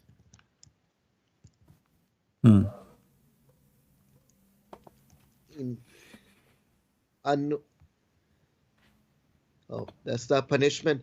So if you see Surah An-Nur, I mean, that's the punishment for, if you read it, it says, hold on, there's a clear ground. Which one? Yes, 24:2. 24? Chapter 24. Yes, okay. Yes. Okay. You said to me, there is a proof evident that this is about animals, but this is about female and male. Yes. A zani was zani. Why you are fabricating stories? I mean, so same female, time. What? Same. Where did they are human and women. A zani was zania. You don't speak Arabic. Arabic is my language. A zani was zania. A woman adulteress or a man adulteress. If they fornicate, okay. So hold on, but you know what? I want to show you something. You just confirmed that having sex with animals is haram, but this is not in the Quran, correct? It's not. I mean, it's not. It's a common sense. If it's saying adulteress, a female or a male, I mean, a guy. Okay, hold on. With anybody. All right. You just said it's a common sense. Yes.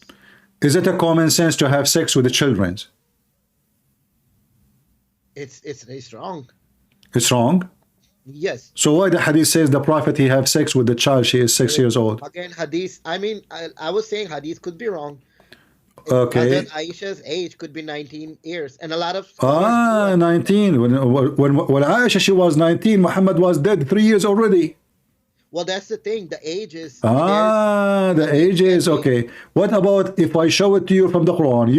You just said it is wrong already, and you don't accept the hadith because of that. But the Quran says in chapter 65 that divorcing children who they never have their menstruation. So why the Quran teach you to have sexual relationship with the children who they never have their menstruation yet? Okay, first off, there are two understanding. Number one is that pre-Islamic Arab, they used to do those nasty things because they were not like, they already had a marriage with children. So those nasty people, when they had sex with children, Quran was for everybody. What nasty things?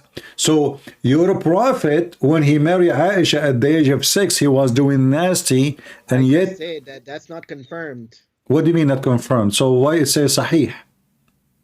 Because even if it says Sahih, it's not the word of Allah. Like, it could be transmitted wrong. Maybe Bukhari was a bad person. I mean, how do you know? How do you know? Okay, so let us just throw all the hadith in the garbage. Then what do you think? You don't throw all of them. Like, So how you know which one you are? You know, you are confusing me. When so why when you Muslim you say authentic, then you say maybe it's not authentic. So are you saying to me that there's no confirmation of anything in the hadith? So how you can believe in it? Can you repeat that? If you are the one who just mentioned to me that Al-Bukhari might be a bad person, which means everything in Al-Bukhari might be bad, correct? Yes. All right. So now Al-Bukhari is a piece of shit. Yeah. Okay. He said, yeah. Okay. So now, how you can teach me about your religion? There's nothing in the Quran. The Quran is an empty book. It's not an empty book. Well, let us see if it is an empty book or not. Yeah. Who is your prophet? Prophet Muhammad sallallahu alaihi wasallam. Who is he? Just his name is Muhammad, that's it? Or what you know about him? But we don't need to know about him. We worship Allah. We don't worship a human being. You do not need to know anything about him? What you said? You do not need to know anything about him? I mean, all we need to know that Allah, he sent his message through him. That's all we need to know. We don't need to know anything more than that. I mean, okay. What do you know about? What is the name of your prophet wife? What? What is the name of your prophet wife? I mean, there are certain things in Quran where it's like I said, we don't really need to know about okay, so now you are saying to me in your book, never said who is Muhammad, never said who is his wives, never said who is his father, never said where he is from, never said what his ethnic, never said anything about. So you know, you are following a man, you know nothing about him, correct? We are not following a man, we're following God who made. No, you are following a man. Isn't the Quran says whoever obey Muhammad is obeying Allah? Because he was just like Jesus was. No, Jesus is God. So you have to follow God. But you're a prophet. Why you have to follow Muhammad? Jesus is not God. He never said he is. He said he was sent by the God. He was sent by God. Okay, let us go with you. So Jesus was sent by God. Muhammad was sent by the same God? Yes. So how come Jesus did not do crimes like Muhammad? Well, first off, Jesus, or Isa, peace and blessings be upon him, he died really young. Like, he was 30 years old when he was taken by Allah. He died? Yes. Okay. So when he was taken by Allah, why Allah took Jesus to heaven and Muhammad is just under the ground? I mean, Allah knows best. Allah knows best? That's an answer now? That's a metaphysical matter. We don't. No, not metaphysical. There's a reason. Everything have a reason. Why Jesus, according to Islam, is alive in heaven and Muhammad eaten by cockroaches? Okay, you said everything has a reason. Why God need Jesus to be sent to forgive sin? Why can't he just do it by himself? I mean, who said there is God who need Jesus? This is Jesus. He is God. Because for God loved the world, he sent his only begotten son to save the world. You do not need to. You go die, go to hell. So because of love, not because he need to. And now I will ask you the same question. Why your God, Allah, need to send someone pervert like Muhammad? Why he need Muhammad? Not a pervert. Like, you're... Okay, I will go with you. He's not a pervert, guys. Yeah. Why Allah he need Muhammad? I mean, we have free will, and that is false. That is false. You Muslim do not believe in a free will. If an accident happened, is it happen by free will or Allah he made it happen to you? It's both. Well, it can't be both. It can be. Let me No. explain it to you. No. Either Allah decides for you, No. or it was nothing to do with Allah. Well, Allah controls everything. He's like this. He's Okay. like the Did Allah, Yeah. He planned things to happen to you? Yes. Yes. Okay, that's mean you don't have free will. No, we do. It's like Okay, he planned if our your free will wife, too. if Like, your wife, if your wife, she sleep with the neighbor, it don't was have a wife. it was her decision, and the decision of the neighbor, it was a plan from Allah. Yes. What? Yes. He knew that these people will do it, so he made it I'm happen. not talking about a new. I'm talking plan. He knew, so he made it happen too. So he So he first off- made it happen. Yes. This is not about knowing. You just said he made it Yeah, happen. because Allah controls everything. Nothing happens without His So permission. why Allah want to make your wife sleep with the neighbor? What he is getting from that? Because He knows that these people will do it. Like it's like you. No. wake up- You said he made it happen. You didn't say this is not about knowing. If Well, I know, first he knows, if I then know, he I make it can. happen. Okay, listen. I see a woman flirting with the man. I know they will end sleeping together. That doesn't make me God. But Because what we you're not God. what Like we if are you- talking about, Allah is making those two having sex together. Correct? Yes. Okay. So who is the one who is committing fornication? Allah.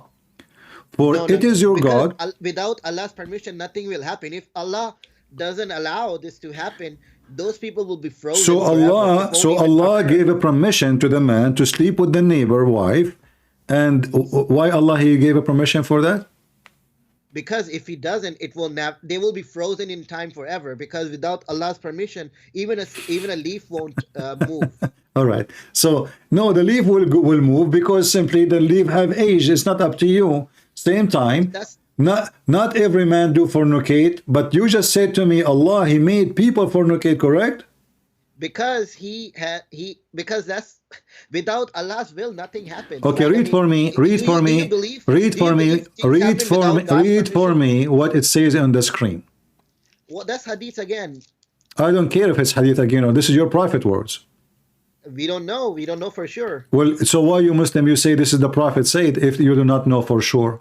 Because people can believe whatever they want to believe. No, Just you like are guys no. being I will tell you why. You are Christians, just believe you that are God just can a have liar. You are trying just to escape the embarrassment of what your prophet said. So anything now we show you in the screen, you say, "Well, this is what they say," but there's no proof of it. Well, there's no proof of the Quran. The Quran and the Hadith, they are collected in the same time. First off, there is proof of Quran because Quran has like a lot of miracles in it. Give me one. It's not a Give me regular one. speech. Give me one. I mean, for example, Big Bang. Big Bang in the Quran. Yes. If you don't prove it to me, are you willing to open the camera and do the monkey dance? No. Why? Because I mean, you may not just believe it in it. Like, what if Allah has put lock on your heart? I mean, What knock in your heart? Listen, either you can prove it or you are lying. So can you prove to me that the Big Bang in the Quran? there's some parts of Big Bang like that. There was smoke. Don't change the topic. There's no part of that. Either the Big Bang in the Quran, there is no Big Bang. So is the Big Bang in the Quran? Okay, let's do a different one. That's more. No, don't change. I want to go with the Big Bang first. I like the Big Bang. Okay. Okay. Prove it to me. The Big Bang. Let me.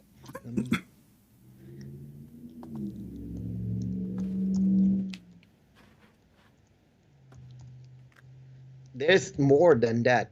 Like there's a development of fetus. Oh, okay. We will see. If you see, huh? We will see. We will see. Okay, like first let's do this. So if you go to 2130 Quran. Uh-huh. Yeah. So if you see, it says that the heavens and the earth were joined as one unit. It says that. And, huh? Read with me. Read with me. Read with me. What it says? What translation you are reading? Hold on. Translation of a translator. His name is Hold On. No. It's a clear Quran. His name is No. The translation of the Quran you are reading is called the Clear Quran. Yes. But are you sure this is a clear Quran? That's what the name is. I mean, Okay. So the name yeah, is a it's clear all Quran, but the Quran isn't clear. Got it. Okay. All right. Clear Quran. Let's see. Clear Quran. How come it's by, I don't see I'll it? tell you the name of the guy who did it. It's called the clear, but it's Dr. Mustafa Khattab. Mustafa Khattab. Here we go. Mustafa Khattab. I find him here. Mustafa Khattab. Where Mustafa Khattab? Hold on. Give me a second. Mustafa Khattab. Here we go. This is Khattab. Yeah. All right. Tell me about it. Tell me about it. Go ahead. Do the disbelievers not realize that the heavens and earth were once one mass, then we split them apart? This is what Arabic says, realize. I mean, that's the translation. I don't really. Well, your translator is a liar because it says, أَوَلَمْ يَرَى الَّذِينَ كَفَرُوا. Yara in Arabic means see. Do you agree? Okay, first off, there's two. Don't tell me first. Oh, listen. Does it say أَوَلَمْ يَرَى? Hold on. Which means don't the disbeliever see? Yeah. Okay. Did disbeliever in the time of Muhammad see the Big Bang?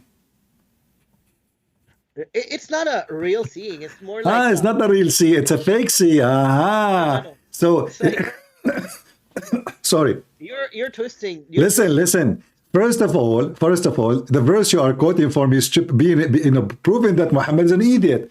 Muhammad, he think that the earth and the heaven, they used to be connected and they are separated, but they are not, because we are swimming inside the space, not the opposite. Listen, no, this is what it says. This is not. It says we split them apart. Is that correct? Yes. Okay. That's what do the Big Bang believe? Hold on. Do the Big Bang believe that there was earth and heaven connected, and then they split two parts? It was all in one. No, this is not what the verse is saying. No, it says the earth and the heaven. There was earth and there was heaven. They are one mass. There is earth and there is heaven. Don't make things up. Okay, read Doctor. You can see it says one mass. What it says one mass, it says it clearly. Listen, the word mass is not exist. Don't make things up. It says that, listen, this is a false translation. What is the word mass in Arabic? Show me. I mean, why would he put it there? Like, what Arabic says, they were ritqan, they were, stitched together. Stitch. What joint entity? It's stitched together. No, stitch it. The word you use is stitched together. So there was earth and there was heaven. They already exist. But the Big Bang don't say that. By the way, the Big Bang, Abdul, number one, the Big Bang theory proving to be wrong. In case you do not know, you are too late with science. Number two, here I will go with you. So do you agree with this, that the earth and the heaven, they used to be one? Yes. Okay. There was only one mass. Hold on. So why so the earth, based on this, is not created before the heaven, correct? What? Can you repeat? The earth is not created before the heaven. No. So the earth created after the heaven? They were one mass, one unit. Abdul, according to the Big Bang theory, the earth created millions and billions of years after the space. Yes. All right. Yes. So is the earth created before the space according to Islam or after? I mean, it confirms to a second ago you say these scientists, they say the earth created millions of years after the space. Did you say that? Yes. All right. So let me repeat the question again. Is the earth created before the space or the space created before the earth according to Quran? Well, I mean, if you don't tell me. I mean, give me the answer. Don't play games. Is the earth created before the space or the space created before the earth according to Quran? According to Quran, earth was created later, after. Are you sure? They're like, yes, but they're... No, give me. Just say yes or no. Are you sure? Yes. So the earth is created later. Let us go to the Quran and see. Here we go. We can move to a different No, don't move. Where do you want to move? What are you talking about? Huh? People will kill me if I move away now. It's time for comedy. So read for me chapter 2, verse number 29. And remember, you are the one who agreed that science says the earth created long after the space. But this is... Earth, if you say, okay, that's what I was trying to explain it to you.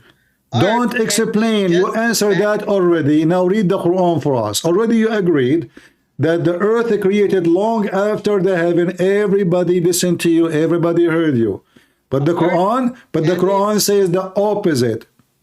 Okay, earth as in matter was created same time when the space was created. But if you're talking about the globe, no, that's false. Earth as matter is not created because simply there's no earth yet. So don't make things up. I'm talking about the earth, then it's earth. According to science, there's no earth. Listen, you agreed, I said, is it true that according to the science, who they claim with the Big Bang theory, that the earth created, and I use that word with you, millions of years, billions of years after the space, you said yes. Okay, so now the earth is created before the space, or the space is created before the earth? You say the space is created before the earth, correct?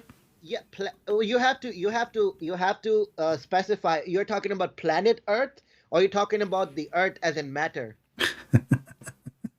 like dirt. What dirt?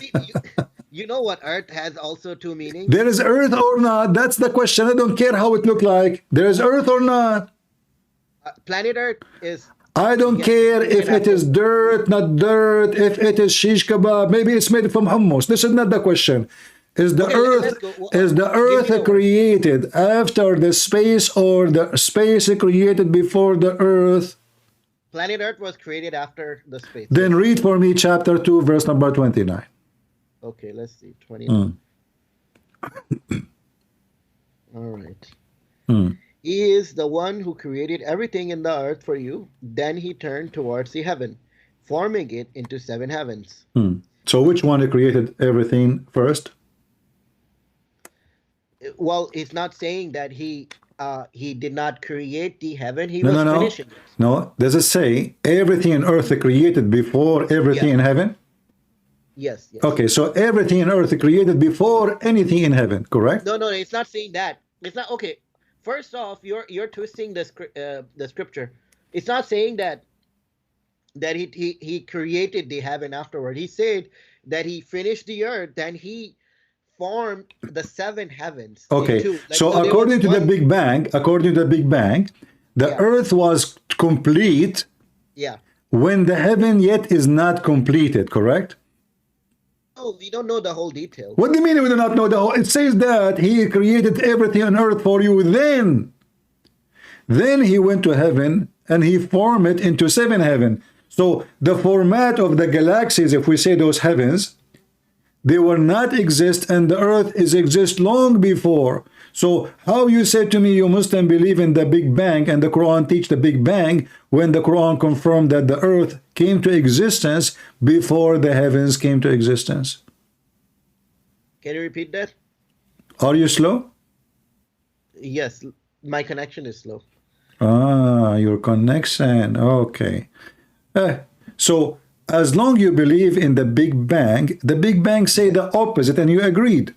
Here it says the opposite of the Big Bang. Everything on earth is finished first, and then Allah start working in the heaven. Yes. So is the star as a sun created before the earth or after the earth according to Islam? So just the sun itself was created. According to this verse, it seems like other stars were created later. Let's go to a different. Can you ask me? Can you answer the question when I ask you? Try. Don't play with me. You can't play with me. I'm asking you about the sun. You answer about the sun. Don't tell me stars. I did not say stars. I said, is the sun as a star created after the earth or before the earth? Before. Can you give me the reference? I'm talking about like in science book. Okay. Even the Bible says that it. According to science books, the sun created before the earth, correct? Yes. All right. So why here it says he created everything on earth and then he formed the heavens? According to Islam, the 7 heaven created when? after the earth was finished. Thank you. And where is the sun located? Is in So the... okay, wait. Give me listen. It did not say that he was creating the earth, everything in the earth. So we know. No, it says he created. It says it is he who create for you everything. Did you see the word create? Yeah. Okay. Same for the heaven. So he created the heaven, he created the earth, and the earth he created before the heaven. And now, as long you agree that the earth is created before the heaven, that means there is no heaven, correct? Until it's created. There are no seven heavens, yes, at this point. No, there is no heaven at all. Where does it say there's no heaven? It says it turned toward the heaven. No, it says... There is a heaven. That's okay, fine. hold on. Okay. If there's no heaven, how can he turn toward the heaven? All right. Well, this is a good question, and proving Muhammad to be a false man. Why? Because if there is no heaven, how you can turn into heaven? This is, you guys, listen. Did you hear it? If there is no heaven, how he can turn into heaven? So let us go to different. Let us go to different verse in the Quran. People will laugh at you. No, listen. No, you listen. No, you listen. Hold on. You are the one who asked the question, and now you put your prophet in trouble. So here we will find the following. Read with me this verse. 29. In chapter 41. Chapter 41. Allah, he created the earth. Read for me. You can read it from verse number 9. Okay, hold on. What chapter? 41? 41. Okay, hold on. And we can look at the tafsir too. Oh, hold on. As long as you like the tafsir, so why you don't say that, guys? The problem solved. We can look at the tafsir too. So why you are giving me headache? Let us go to the tafsir, chapter 2, verse number 29. Listen, guys, this is the same guy he called me last time. When I said to him tafsir, he refused to accept. He said to human, they are human. Yeah. Now he mentioned, look, he made a mistake. Are you going to bite your fingers now if I open the tafsir? Listen, we can No. Did you say we can see the tafsir too? If it confirms with the... If it's confirm your lie, you accept it. If it doesn't confirm your lie, you don't. Is that what you are saying? Listen, Quran is for all the time. Listen, so did you say to me, and everybody heard you, we can see the tafsir too? Did you say that? We can, just to get an idea, but it's not. What do you mean idea? What do you mean idea? Idea of who? Like the scholars. Did you just call them scholars? I mean, they're human beings. I mean, come on. So, they are a human being. So what? You call them a scholar, that means they are way more knowledgeable than you, correct? At that time, yes. At that time. Now you are smarter than them, correct? We have more knowledge about the space and all that. Yes. So now we change the Quran meaning at that time. We understand it better. How you can understand it if you don't even speak the language?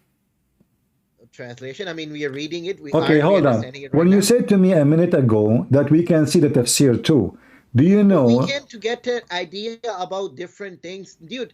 Listen, Abdul Wadud, listen.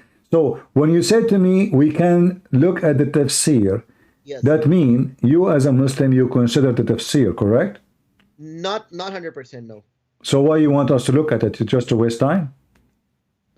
To like different, so tafsir we can look it up not for like scientific evidence because that's we know better, but if you see like the okay. So now guys, now he bite his tongue. He don't want to go to tafsir because tafsir will get him busted. So let us go to the Quran, chapter 41, verse number 9. Read for me. Hold on. 41 verse number 9. And after this, we will go to another miracle. Just we can go. Another miracle. Miracle. Okay. Read for me. Chapter 41, verse number 9. How can you disbelieve in the one who created the earth in 2 days? And how can you set up equals with him? Okay. Do the Big Bang believe that the earth is created in 2 days? It's a yom. Yom means like period of time. Really? Yom mean period of time, not a day? Yeah. So why it says day? I mean, it's just translation error. Ah, it's an error, guys. It's an error. No, in Arabic it says yom. Translation error. No, Translation. The translator no. made The an error. word yom in Arabic mean day and only day.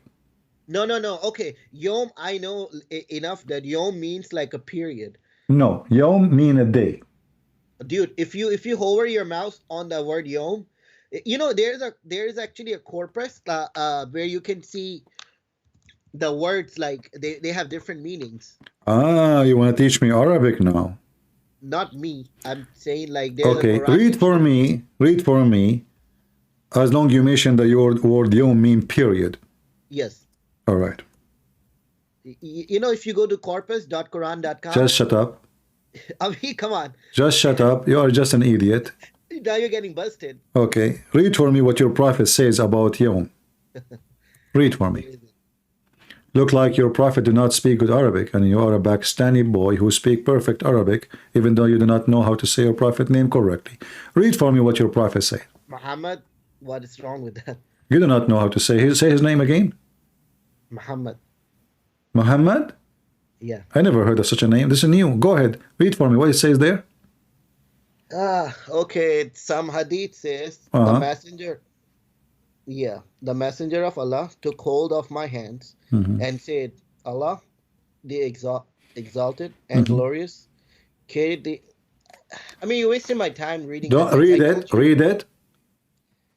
The created the earth on Saturday and the mountains on Sunday, the trees on Monday, the things, blah, blah, blah, labor on Tuesday. What a blah, blah, blah. Respect your prophet. What a blah, blah, blah. Shame on you. This is hadith. I don't know. Okay, so shut up. Here it says that the word in the translation says Saturday, but in Arabic it doesn't say Saturday. It says Yawmus Sabt. خلق الله التربة يوم السبت. You said to me the word yom is just a period, it's not a day. Yeah. So the day of Saturday, why is saying yom Saturday if it is not a day? I just said that. So shut up and don't lie again, shame on you. Now we go back to the English. So in English, your Quran or your God and your prophet confirm that Allah created the earth on Saturday. Hold on. Why don't you go? This is Jibreel. This is Jibreel calling. Does it say Allah created the earth in Saturday? Where? Dude, I just say if you go to corporate. Does it say Allah created the earth in Saturday? Is Saturday is a day or it is not? It is a day, yes. Okay, then shut up and don't tell me period. Then he created the mountains in Sunday. Is that correct? According to this hadith. According to your prophet, not according to this. And he created the trees on Monday, correct? Yeah. And then he created things entirely in labor on Tuesday, correct? Yeah. And then he created light in Wednesday, correct? According to the hadith, yes. Okay, what is the light Allah created for earth at Wednesday? See, hold on, man.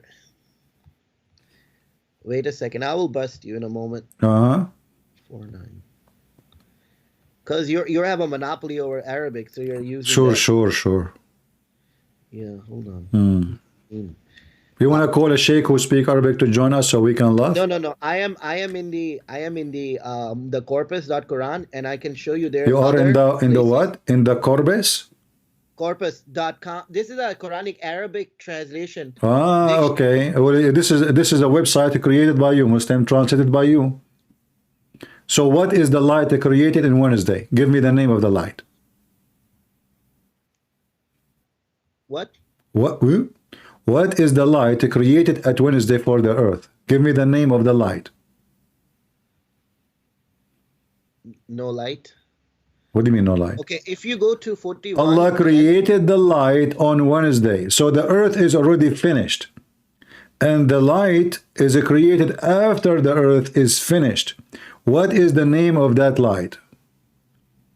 Can we go back to Quran, please? No, why you are throwing your prophet under the bus? Shame on you. It's hadith. I already told you that hadith. The hadith is an embarrassment for you, and this is why you are trying to avoid. This is authentic. Can we go back to Quran? There's a billion Abdul from Pakistan. They believe this hadith is true. So how come you are the only one who don't want to listen to it? I'm not the only one. There are a lot of people who are waking up. That's a lie. All Muslims Sunni. Aren't you a Sunni? I mean, a lot of Sunnis don't really follow all. That's true. You cannot be a Sunni. The name Sunni means to follow Hadith. How you can be Sunni? Yeah. No, you cannot be Sunni and you don't follow Hadith. Otherwise, you cannot call yourself Sunni. Can we go? Can we go? He's trying to escape. No, hold on. So as you see, even your prophet, he explained it. It is a day, and it is having names: Saturday, Sunday, Monday. And as you see, the last thing your prophet here he created, it was the light. Do you agree? Not with this hadith is saying lies. Okay, I will go with you. Listen. So I want you to tell me what is the lie there. Are you saying that creating the stars as the last thing is a lie? Where? You're talking about the hadith? Yeah. The whole thing is lie. I don't believe No. I want you to give me the specific thing, make you believe it's a lie. Is it a da'if hadith? No, this is not da'if. This is very fat. I don't know. Maybe it's a error in the transmission. Who knows, man? Well, what do you mean error in translation? Translation. I speak Arabic. Transmission. Who transmission. knows? Transmission. So why you Muslim call it authentic if there's an error in the transmission? I mean, it's opinion. Let's go to another. It's opinion. Well, you are giving me opinion too. Who is you? You are not nobody. You are nobody. So you are nobody. You are not even a Muslim. Okay, hold on. Do you clean your ass with 3 rocks? No. Do you shake your penis 3 times after you pee? No, that was the... See, you are not a Muslim, you are a fraud.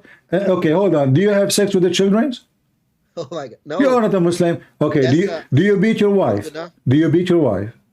No. Do you go to your son, wife when she's alone and you flirt with her? No. You are not a Muslim then. I don't have a wife. A Muslim, he don't do anything except what Muhammad did and all those things Muhammad did. Okay. Do you eat your boogers? No. You are not a Muslim then. Do you drink camel urine? No. Then you are not a Muslim. Okay. Do you bend over before the Imam or you don't? I go to mosque and pray, yes. Okay, no. Do you bow before the Imam or behind the Imam? Behind. Why? I mean, because we're all facing towards the Qibla. What's Qibla? The Kaaba. Is the earth is flat? How you can face the Qibla? I mean, it's just a way to make sure everybody is pointing at the same direction. It's not supposed to be... What same direction? There is no same direction because simply you cannot face the Qibla. In a mosque, everybody's facing at one direction. At least in the mosque, I see. Okay. Can you pray behind an Imam? He is a gay? I mean, I don't know, man. If he's a gay, so what do you know about Islam then? You know, when you called me first time, you claim to be a sheikh. And now, obviously, you know nothing. So let us go back to zero. Let us go back to zero. Listen carefully. Let's go to embryology. According to this hadith, yeah. Regardless if you agree with it or not, let us say somebody fabricated the story. Yeah. He said that the light created at Wednesday. Yeah. Do you find this is wrong? Yeah, this is wrong. Yes. Why? Because I mean, these things weren't created in days. It took billions of years. Yeah. Did Allah create Adam after noon? Nope. Are you sure? Yeah, because I mean, human beings we evolved after an extended amount of time. Okay, then explain to me this verse in the Quran. Yeah. Did you say yeah? I say yeah. Go ahead. Which verse? But I'm just sure. Did you say yeah? Yeah, about what? Yeah, you will explain the verse for me. Yes, go ahead. Well, you will regret saying that. Here we go. Chapter 17, verse number 11. 17:11. You're not going to embryology because you're scared. 17. Okay. 11. Okay. Now what? Okay. Translate. Explain to me verse number 11. It says that وَكَانَ الْإِنسَانُ عَجُولًا. The human being was ever hasty. What does that mean? Because we're always Yeah, we're quick to making decisions. That's false. The reason for that, when Allah was creating Adam, Adam could not stand up, so he said to Allah, finish me before the sun set. If you read, if he says humans pray for evil as they pray for good. This is not a question. This is not a question. Is it true? Is it true the reason for this? That a human being was hasty, mean he asked Allah to finish him before the sunset, yes or no? What do you say? Adam, when he was created by Allah, Allah was so slow. And Adam was so worried that the sun set before he finished him. And this is why it says, وَكَانَ الْإِنسَانُ عَجُولًا. The human being was ever hasty. Why? Because he asked Allah to finish him fast. No. This is a psychological fact. Shall we read the interpretation? Interpretation could be wrong. Look like all Muslim interpretation are wrong. Only you are right. Okay. Now listen. Why the Muslim scholars' interpretation is always wrong, according to you? Because the scientific facts could be wrong. They are what scientific fact? I mean, they are telling a story as your prophet said it. Even this one is false this is not interpretation. They are telling you what Muhammad said. Muhammad said, when Allah was creating Adam, Adam says to him, finish me Allah before the sun set. And you believe that woman was created by a man's rib? Why not? I mean, that's a silly thing. No scientists believe in that. Okay, so if that is in your religion, what you would do? No. Okay, I want to ask you. Okay, hold on. You are laughing. If this is in your book, what you would do?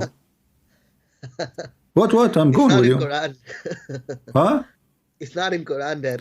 Okay, we will see. Woman was created by I want you to say to me, if I can show it to you from your books, you will spit at your religion. Is in Quran?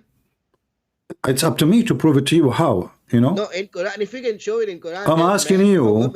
You are laughing, and everybody heard you laughing, and you said this is silly and stupid. Yeah.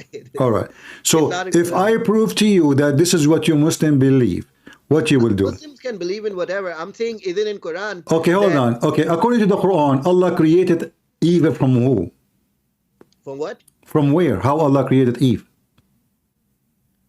He said we created everything in pairs. Okay. Everything in pairs. So Allah, according to Quran, did not create Eve from Adam? They created them together. Oh, so he created pairs, correct? Yes, one male, one female. Yes. So if somebody believed that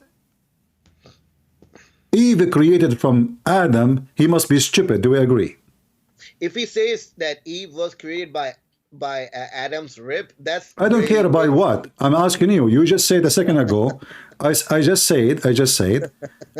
You know, if you want to laugh, I will wipe the floor with you. Don't do that. I will. You know, don't go there, Abdul. So listen carefully. Everybody will die laughing at you in 2 seconds from now. So according to your religion, did Allah created Eve from Adam or Eve without Adam, which means Adam alone as a person and Eve alone as an individual? So scientifically... Don't tell me scientifically. Tell me what I'm asking, Abdul, potato. Did Allah create Adam and then he created a person, his name is, or her name is Eve, or he created Eve from Adam? For or from? From. He created both of them together. This is not the question. Hold on. Did Allah create... Don't search Google, potato. Did Allah create Adam first and then he created Eve alone, or he created Eve from Adam? He's searching Google, potato. Coward. You are a coward like you're a prophet. You don't have balls. You don't even have a penis. You have a peanut.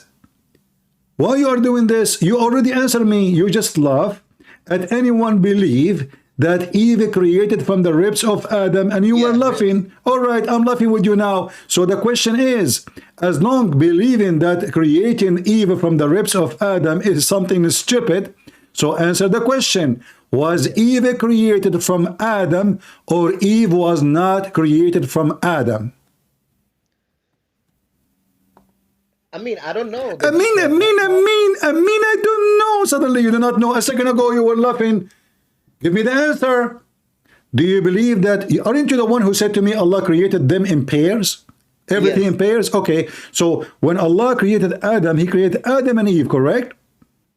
Yeah. So he did not create Eve from Adam, correct? You're talking about the body or the spirit? What body? What spirit? But donkey. Everyone have his own spirit alone. What's wrong with you? I'm asking you. When Allah created Adam, did he created Adam and then he created Eve, or, which mean individually, or he created them in pairs? So do you agree that Eve created, shut up, okay, individually. So you agree that Eve is not created from Adam, correct? Not from the rib, no. I'm not talking about the rib now. Do you agree that Eve is not created from Adam? It could be like, I mean, it could be. It could be. A second ago you were laughing. What do you mean could be? If as long you are saying to me it could be, so what happened? Tell me. Allah created now, guys. It could be. So Allah created Eve from Adam. Why? How? You know, men have X and Y chromosomes. Don't stupid. Don't tell me. Adam now exists alone. How Allah created Eve from Adam? Go ahead. Asexually. What? He can reproduce asexually. So Adam, he F himself? No, you know asexual reproduction. So Adam, he split himself? Dude, asexual reproduction. How lizards reproduce without having... So Adam was a lizard. No. This is... So explain to me how Adam begot Eve. He might have a womb in his own self too. I mean, how do I know, man? I wasn't present. Suddenly you do not know. But you were laughing. You were laughing at the Ribs story a second ago. Ribs is funny. Ribs is stupid. Okay, here we go. This is your prophet. This is your prophet, and you are laughing at your prophet. Your prophet, he said that Eve is created from the ribs of Adam, and I will show the reference right now. Somebody just copied it from Shut up, son. Shut up. Everybody is laughing at you. Here we go. This is your prophet, and you are laughing at your prophet now. Here we go. Is that your prophet saying so? In Quran, I said it. I don't care. Quran. Listen, is it your prophet saying so that Eve was created from the rib of Adam? In Quran? In the Hadith. If it's in Quran, I will leave Islam. Here we go. Okay. I will show it to you from the Quran, but let's read this one first. Why your prophet saying that Adam, I don't know if he really said it or not, dude. What do you mean you do not know? I'm showing you proof. It's called authentic, and you are being hypocrite. Everybody is laughing at you. You laugh at the story. You say this is silly and this is stupid. So that means your prophet himself is so stupid and a donkey to the point a person like you who is a Muslim laughing at him. Nope. Yeah, you are. Everybody heard you. It says here clearly that women are created from the ribs of man. So whoever wrote this is the one who's silly. Okay, so listen, is Adam, you are the one who said to me that Allah, when he created everything in pairs. Could be, yes. What do you mean could be? Either yes or no? Not every, I mean, man, you're twisting words. Potato, did Allah create everything in pairs? Is it you who said that to me? Yes or no? So Allah created souls and created... This is not the question. I'm talking about male and female. You are the one who mentioned the word male and female too. So okay. the body, so like, when Allah created Adam, did he create Adam and Eve right away together? Or he created Adam and then he created Eve from Adam? I don't know, man. I mean... Then shut up and don't call me again, you stupid guy. Do you see why I block you? You are just a silly, stupid kid. You keep running away. No, it's just you know, you are just a son of Muta. You have no dignity. You have no dignity. Your stupid Quran, just to show you before I let you go. Your stupid Quran, just shut up, donkey. Your stupid Quran says that all mankind are created from one person. You are a donkey. You do not know your religion as the rest of you. I never saw a Muslim is not a mule. And you are one of the mules I meet every day. All the Quran, shut up. Chapter 4, verse number 1. Chapter 7, verse number 189. Chapter 39, verse number 6. All of it says Every human being created from one person, that is Adam. Shut up. Do you agree with the Quran now that Eve created from Adam? Yes or no? Yes. Then how Adam is the one where Eve is coming from? Explain. Asexually reproduce, it is possible. Prove it. I mean, it's a scientific fact. Prove that this is what it's meant.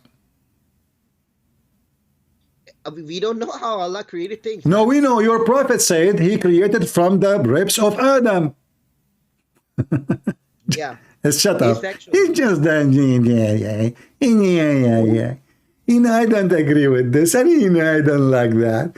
And I'm not going to read this. And yeah, you know, what oh, you know. And he was laughing too.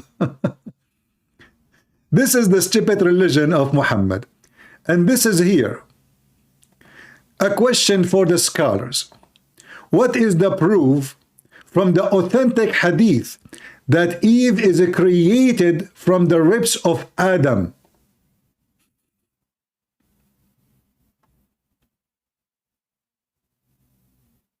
Do you see it? And here is the reference. Potato. They have no dignity. They will do anything to escape the embarrassment. For this is the religion of the devil. So anything you show, he make it liquid. I don't know, this is what they are saying. You know, your prophet saying that. How we know this is true?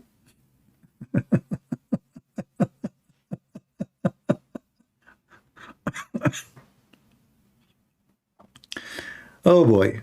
And he was laughing at the ribs. It's a silly story, stupid story. Your prophet, he adopt, if this is a stupid story, will your prophet look like he adopt silly stories always? Yeah, well, it's okay, we had fun. But do you see, guys, we show them reference, we show them, we don't give them speeches. The stupid Quran, they claim that the Big Bang in the Quran, when Muhammad, he made it clear that the earth created long before the heaven and the sky is even created. Do you remember when did that? He was making fun of the Bible. He said to a priest, he was debating a priest supposedly. He said to him, in your book, God, he created the sun in Wednesday. Do you remember? This is why Muslims, they debate people do not know Islam. Obviously that you do not know his religion. And that a Christian, he know nothing about Islam too. If I was there, I will demolish that. People will die laughing at him. I will say, are you sure this is stupid? He will say, yes. I said, this is what your prophet said. And this is very authentic hadith. Wednesday. Do you see it? Wednesday.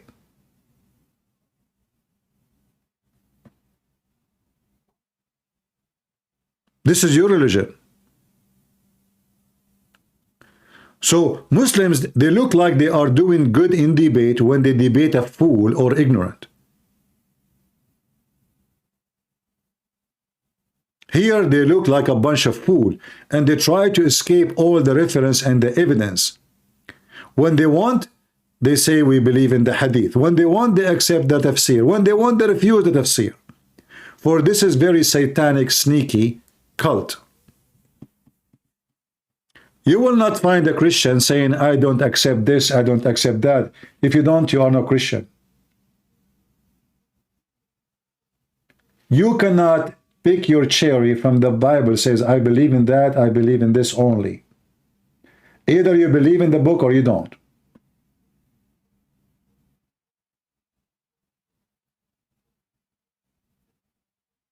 Remember always what I say. You cannot debate a liar, but you can get him busted.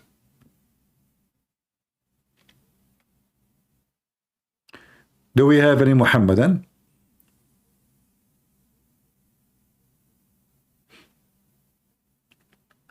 Remember, in the beginning, he laughed at the idea of creating Eve from the body of Adam.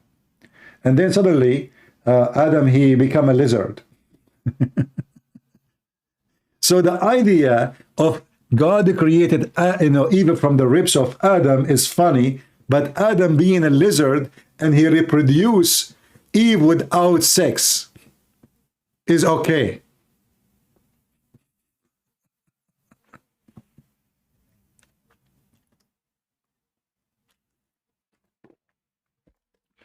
The lizard Adam, peace upon him.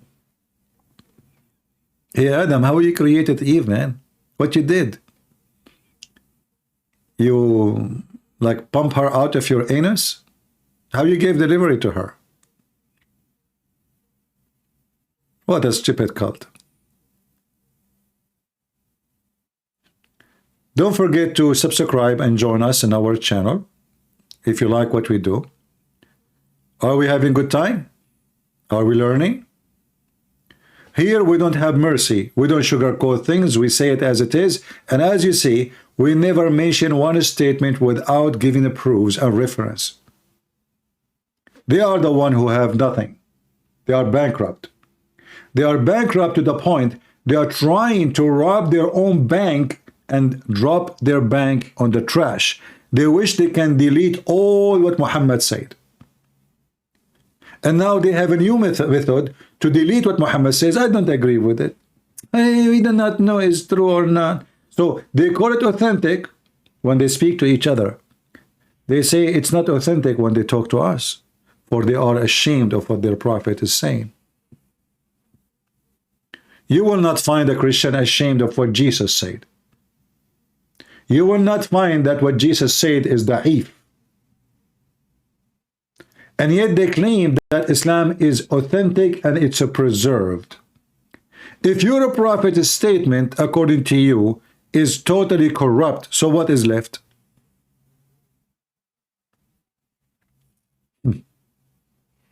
What is left? Why you only debate Muslims? Why you want me to debate non-Muslims? What do you want me to debate Joe Biden? You know the thing? A person asking me why you only debate Muslim, what I would do? What do you want me to debate?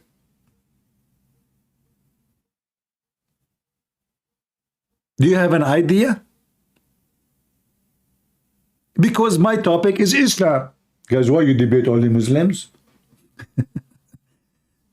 Because I have degrees in this garbage cult. Christian Prince, why you debate only Muslims? Because this is what I do. You don't go to the ice cream guy and you ask him why you don't sell meat. Crazy people.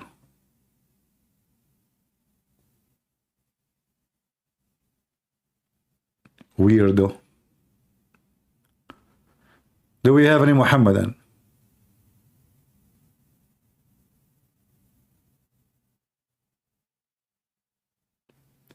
Debate Hindus and atheists. Okay, are you a Hindu? Call me, I will debate you. Are you an atheist? You believe that you are a monkey? Call me, what I will do.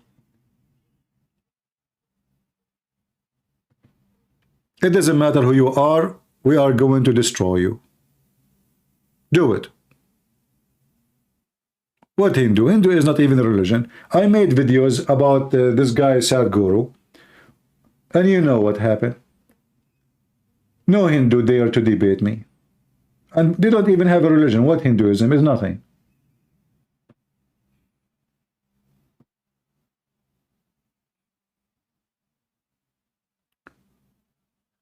Any Muhammadan?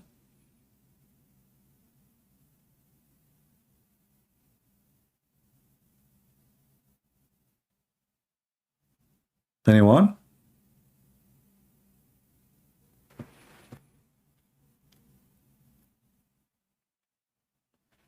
Middle East sleeping now? You are mistaken, my friend. The Middle East is very awake at night. They are watching porn. You know, when I was a kid, once I went to the roof. Like in the Middle East, we have roofs from concrete, not like in the state.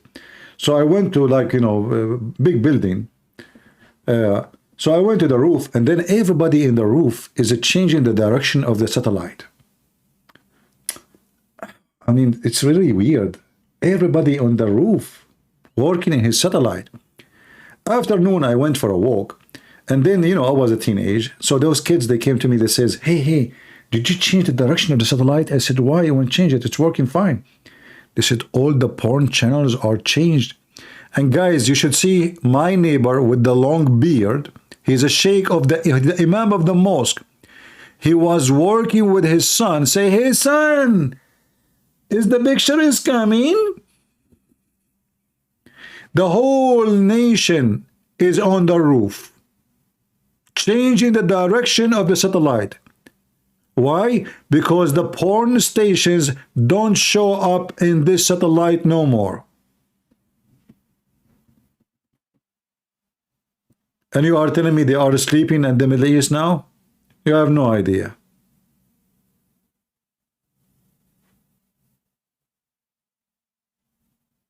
They dress as religious, they speak as religious, and they act as pervert. That is the fact. When I asked the guy, why #1 country in the world search for sex with donkey? What he said? Those are not Muslims, so turn to be Pakistan, all of it not Muslims.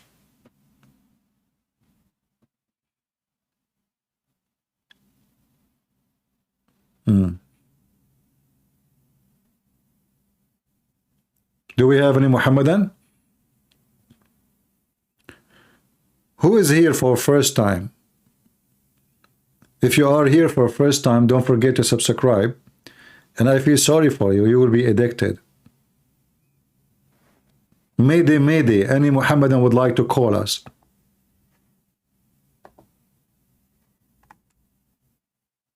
Anyone? Nobody.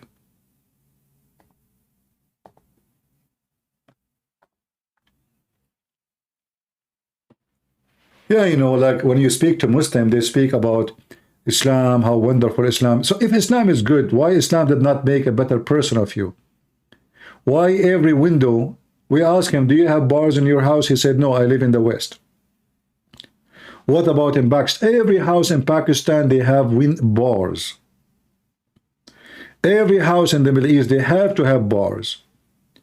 Why? Because there's no security. So, why there is no security in a country the majority of it is Muslims? Why in the state nobody have bars on their windows?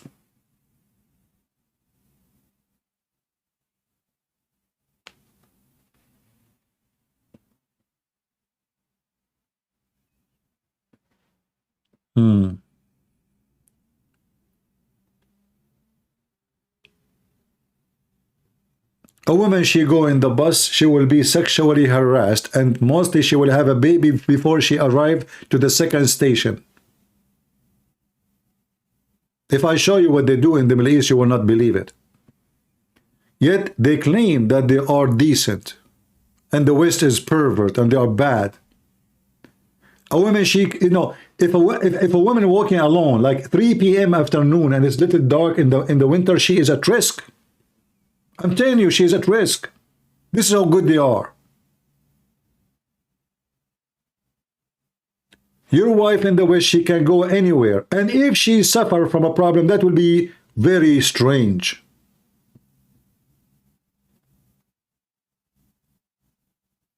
In the West, in America, if a man, he flirt with women in the street, they will put him in sexual harassment list. Is that correct, people? They will list his name for public as a sexual predator. In the Middle East, every one of them is a sexual predator. Women, she cannot. Look, this is Muhammad. A woman walking in front of him. Look what Muhammad did. This is their best man. This is their best man, Muhammad.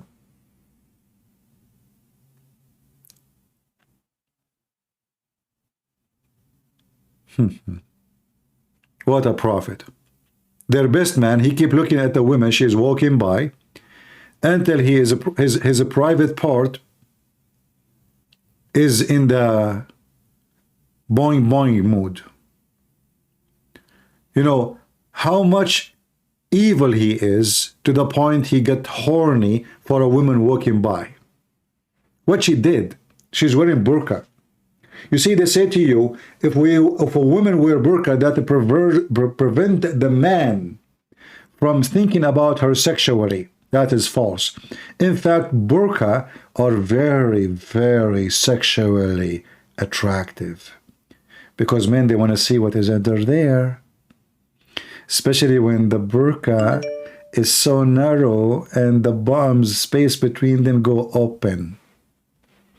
Or the Muslim women, she go in the beach and she swim with her burqa. Oh boy, you will see every single details, the one you like to see and the one you don't.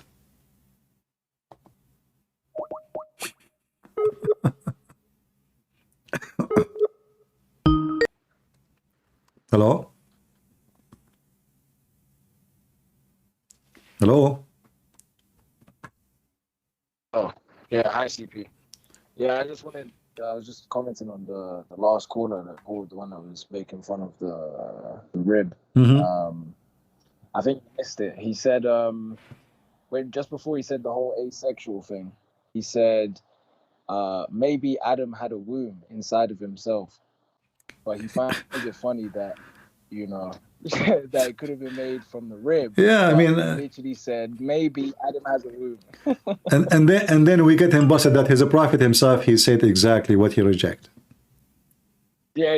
You know, and he laughed at They it. love to just pick and choose which hadith it is. Yeah. Whichever hadith helps them win an argument is the one they'll take. But if it, you know, disproves them, suddenly, oh, exactly. I don't know if this is one we can trust. Exactly. And this is what hypocrite they do. You know, like either you believe in it, or you don't believe. And a Muslim, he call himself Sunni. He cannot be Sunni without having hadith. This is what Sunni mean. Sunnah, the word Sunnah is following the lifestyle of Muhammad. The lifestyle of Muhammad is not in the Quran, it's in the Hadith. You know? So, in order to call himself Even Sunni, that Hamza guy that you... yeah? Yeah, that Hamza guy, the one that said, you know, from John. Because this is I always find it so funny when they quote the Bible, you know, to try and disprove things. Because your whole thing is, you could disprove Islam, obviously, from the Bible, false teachers, whatever, but they won't accept that. They'll say, oh, but the Bible's corrupted. So you go to the Quran, which is a book that they trust. But for them to try and disprove Christianity, they go into the Bible and they're saying, okay, this verse right here, okay, if Jesus said that, okay, we can trust that if that means something to us. But then, okay, read 2 verses on, it will say something that completely obliterates Islam, and it's like, oh, well, you know, oh, I don't know, well, can the Bible really be trusted? No, even the same verse, Jesus, he said, the Father. And I are one. No, even the same verse he's quoting, verse number 3. The only true God, Father, you are the only true God, Father. So in order to accept that verse itself, you have to accept that God is the Father of Jesus. The same exact verse he is quoting. So they have a lack of IQ, lack of intellectual, lack of decency, lack of honesty, and then they try to prove to you that they have God. If you have God, you will not be doing what you are doing. At least be honest with your belief. At least say, my religion say this. But because they are following Satan, they have lack of decency. Zero decency, actually. And that's what I find funny. The scholars are actually, they can be more honest than your everyday Muslim, because your everyday Muslim actually has no idea what the book says. You know, he was there saying to you, I think maybe it was the caller before. Yeah, I think it was the caller before who was there saying, you know, no, but the translation says it was one, and you're there saying like, but translation, but you know, just a translation, you know, but if it actually doesn't say that in Arabic, or if we change translations and it doesn't say that, he wants that one specific translation to prove his point. Like, it's crazy. Yeah. Well, what we can do, I mean, we get them busted. You cannot debate a liar, my friend. You cannot. No, you can't. But you can get him busted only. And the second you show them what their prophet he say, they deny the statement, and they deny even the Quran says Allah created everything from one person, and that is repeated in many places in the Quran. And I think the thing I've learned, the best thing that I learned from you that I didn't know before, I've learned a lot of things I didn't know before, but I think when we spoke before, we spoke about how there are almost some prophecies in the Quran that basically came true, but they're all the ones that basically disprove Islam. And the one about the, a false prophet, if he's a false prophet, then, and he says anything that's not from Allah, then his aorta will be cut. And then when he actually gets poisoned by that Jewish woman, he's literally there saying, yo, my aorta, I can feel it, it's cut. Yeah. Like, it's crazy. Yeah.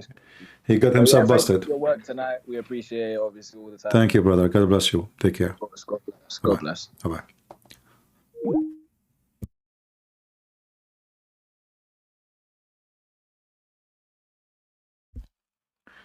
Actually, he is trying to call again. Shall we give him another shot? Have some mercy on him? Let us be merciful.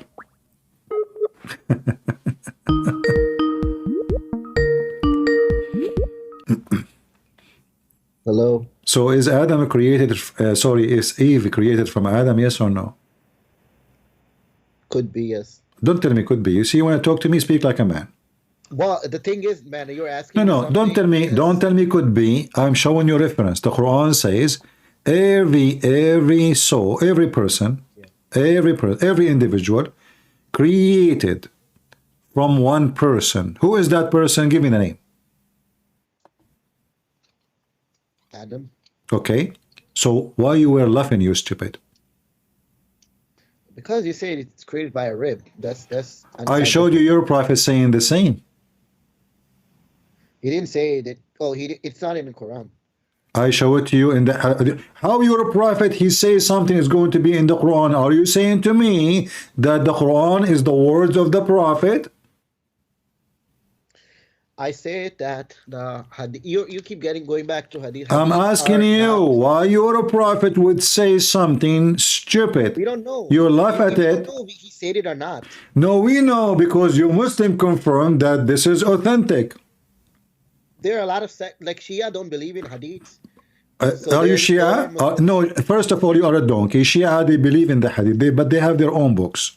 Yeah, so here we go. Okay. They don't So believe are you Shia? No, I'm. Okay. Are you a Sunni? I am Sunni, but I'm. All right. When you say Sunni, that means you have to follow the Hadith, correct? Not all, no. No, you cannot. It's not up to you. Any Hadith, especially if it's authentic, you have to follow. You're telling me how to follow my religion. Yes, sure, I can tell you because your religion says it clearly that in order to be a Muslim, you have to obey the Prophet. Is that correct? It also says do not follow any other Hadith than the Quran.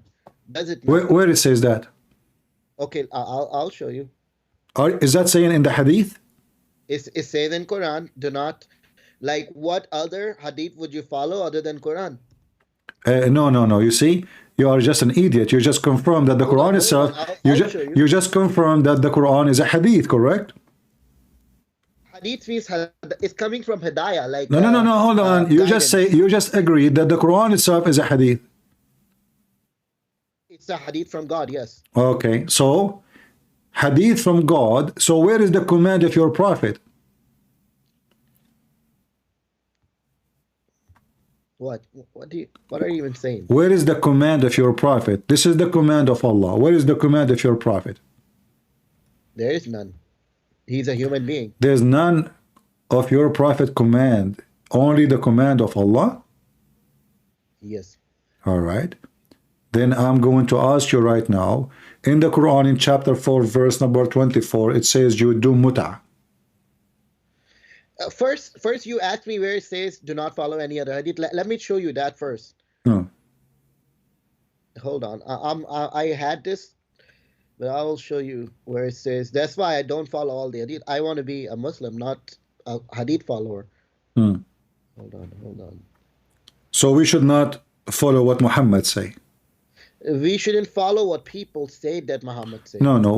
Okay. What people say, what Allah say, because the Quran too came to you from the people. No, it's a Quran is. Who is the one who brought the Quran to you? Isn't it the people? They wrote it down, but it was speech. I mean, it was narrated first. No. It was narrated by Muhammad, the same as the Hadith. Hadith was narrated by Muhammad, and then people, they narrated what Muhammad said. Okay, hold on. Which one, according to Islam, we have to obey first, Allah or Muhammad? We have to obey only Allah. Read for me chapter 4, verse number 80. Man, I'm looking for the I can't find it for you. You will never find it. You are slow and you are idiot. Read for me chapter 4, verse number 80. Hold on. What, Quran 4? Verse number 80. 8. 80. You don't want to go to Bible because... We can go, no problem. We can laugh at you. Yeah, okay. Whoever obeys messenger has truly obeyed Allah. A second ago, you told me we have to obey Allah only. Everybody heard you. Why you lied? At that time. What at that time? A second ago, after 1,400 years, I ask you, which one you Muslim should obey first, Allah or Muhammad? You say we obey Allah only. Everybody heard you. Okay, it turned to be in the Quran that Muhammad is more important than Allah. For Muhammad is your God. Whoever obey Muhammad, he is obeying Allah. Now, I said to you, where is the command of Muhammad? Is it in the Quran? You said no. The command in the Quran is from Allah. Okay, now we have to obey Muhammad. Where is the command of Muhammad can be found? It doesn't say... Okay, where is the command of Muhammad? You have to obey Muhammad. Where we can find the command of Muhammad written? There is no command of Muhammad. So why it says you have to obey the messenger? It's if you read the verse next to it, it says it's talking about those people. I don't care. This is about the Muslims. Those people, they are Muslims. Muslims only obey Muhammad. I don't obey Muhammad. So I'm asking you, where is the command of the messenger? Because in order to obey Muhammad, Muhammad have to speak. When Allah he speak, it's called Quran. I asked you a minute ago, so is the Quran a book have the command of Allah only or the command of Muhammad? You said to me the command of Allah only. And we are going or ordered to obey Allah only. It turned to be no. It turned to be that Allah and Muhammad is one person. If you obey Muhammad, yes, the person in front of you. If you obey Muhammad, you obey Allah. If you obey Allah, you obey Muhammad. So now where we can find the command of Muhammad? No, so in a way it's like how Jesus and God... Where we can find the command of Muhammad? I'm giving you explanation of... No, don't give me explanation. I want an answer. Where we can find the command of Muhammad? Quran is. The Quran is the command of Muhammad? Because whatever Muhammad was saying, it's in Quran. Like Quran was... Are you saying to me now the Quran? Are you saying to me that the Quran is the words of Muhammad? It's through speech, like it's the speech of Allah. No, hold on, listen. Is that what your Muslim interpretation around the world say, or this is your own interpretation? This is a common sense interpretation. Shut up your common sense, you are a fraud. If I open right now Islamic interpretation one after one, all of them, they will get you busted. So do you want to challenge me? What do they say? Do you want to challenge me about what the meaning of this verse? Because it contradicts the other words. Then, like thank you very much, guys. Did he just say it contradict? If you follow Hadith, it contradicts. If you follow. Don't call me again. Because I can play for you tons of thousands of videos right now saying that the one who don't follow Hadith is not a Muslim. Just get lost. The whole idea is how he can avoid accepting that he's a prophet is a donkey. That's all. I will go right now to Zakura Nayuka, peace be upon her, from Pakistan, from India.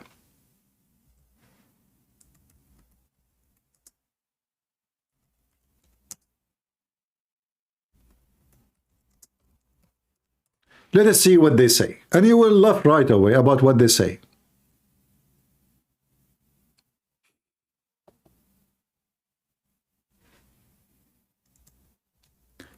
A person who believes in Quran only, and by the way, this guy, he don't even dare to say I believe in Quran only. But in the same time, he want to make it lousy so he don't go like between two brackets in a corner.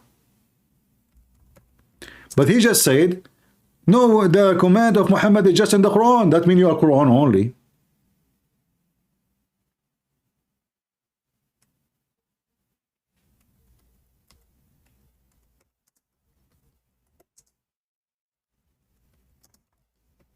Let us see.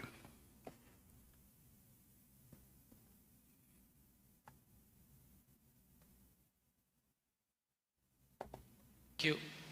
Can we have the next question from the brother, please? Assalamualaikum.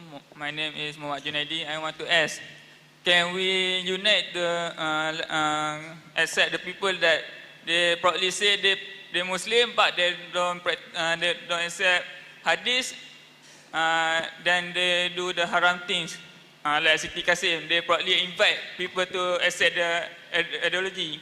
They're Muslim, but they don't accept Hadith.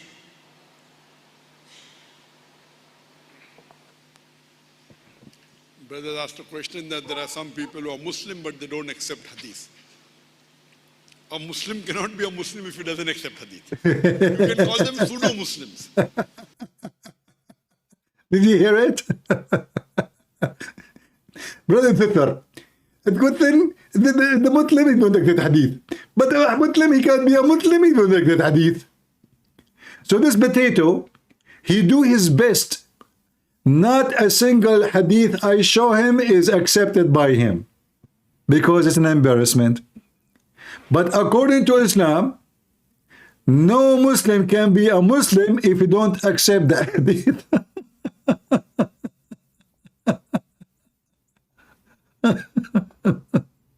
Question that there are some people who are Muslim but they don't accept Hadith. A Muslim cannot be a Muslim if he doesn't accept Hadith. You can call them pseudo-Muslims. See? Right word is what? Pseudo-Muslim. Pseudo-Muslim. Because a Muslim, our beloved Prophet ﷺ said, a Muslim is not a true believer until he loves Allah and His Messenger more than anything in this world. See? Many people come and say that, only following Quran, I'm a Quraniyun, I'm Ahle Quran, I only follow Quran. You ask him, how do you offer Salah? How many rakat to pray in Fajr Salah? Where it is mentioned in the Quran? Nowhere. Which verse of the Quran says how many rakat to offer in Fajr Salah? Nowhere.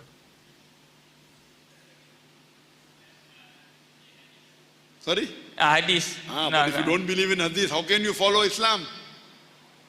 Zakat is compulsory. How much percentage zakat to give? Where it is mentioned in the Quran? Mentioned in the? Hadith. So without Hadith, you cannot follow Quran. Quran is like a telegraphic message. Somebody saying if you make their audio level higher, you guys, the caller, his voice was not high. From my side was coming good. I didn't know. Is the sound of Zakir Naik coming clear to you? Because somebody saying that the sound was not clear. I don't know. For me, it's coming fine. So as you see, the Quran is an empty book. All the details about Islam is the sound is low. All right, let me see if I can fix that. I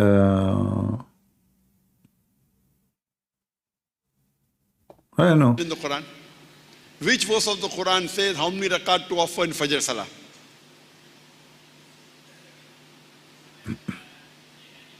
Sorry?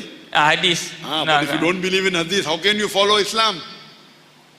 Zakat is compulsory. How much percentage zakat to give? Where it is mentioned in the Quran? Mentioned in the? Hadith. So without Hadith, you cannot follow Quran. Quran is like a telegraphic message. How to, some things of Salah is mentioned, but not all the details. Give zakat is mentioned. How much to give is not mentioned. So Quran is like a telegraphic book. The commentary is the Hadith. So without the Hadith, you cannot follow Islam. That's the reason. And if you follow Quran, only following Quran also, you have to follow Hadith. Because Quran says, Atiullah, Ati Rasul. All the references I gave. Want me to repeat again? Surah Imran chapter 3 verse 32. Surah Imran chapter 3 verse 132. Surah Nisa chapter 4 verse 13. Surah Nisa chapter 4 verse 59. Surah Nisa chapter 4 verse 69. Surah Ma'idah chapter 5 verse 92. Surah Anfal chapter 8 verse number 1. Surah Anfal chapter 8 verse number 20. Surah Anfal chapter 8 verse number 26. I can go on. Surah Anfal chapter 8 verse 46. Surah Tawbah chapter 9 verse 71. Surah Nur chapter 24 verse 52. Surah Nur chapter 24 verse 54. On and on. Atiullah wa ati Rasul. Obey Allah and obey the Messenger. So Allah says obey Allah and obey the Messenger. So how can you follow the Quran? How can you follow this part of the Quran? this part of the Quran you can only follow if you follow the Hadith. So that's the reason you cannot practice Islam unless you follow both the Quran and the Sahih Hadith. I know there are so-called pseudo-Muslims. And now, do you know how dangerous what he just said? He is saying the truth, by the way. You cannot be a Muslim without following both. But then, as long the Hadith is not totally preserved, so how they say to us Islam and the word of Allah is preserved? It turned to be that the word of Allah is not only in the Quran. Because we just heard, you cannot follow Islam without both. So, the word of Allah is not only in the Quran, the word of Allah is in the Hadith.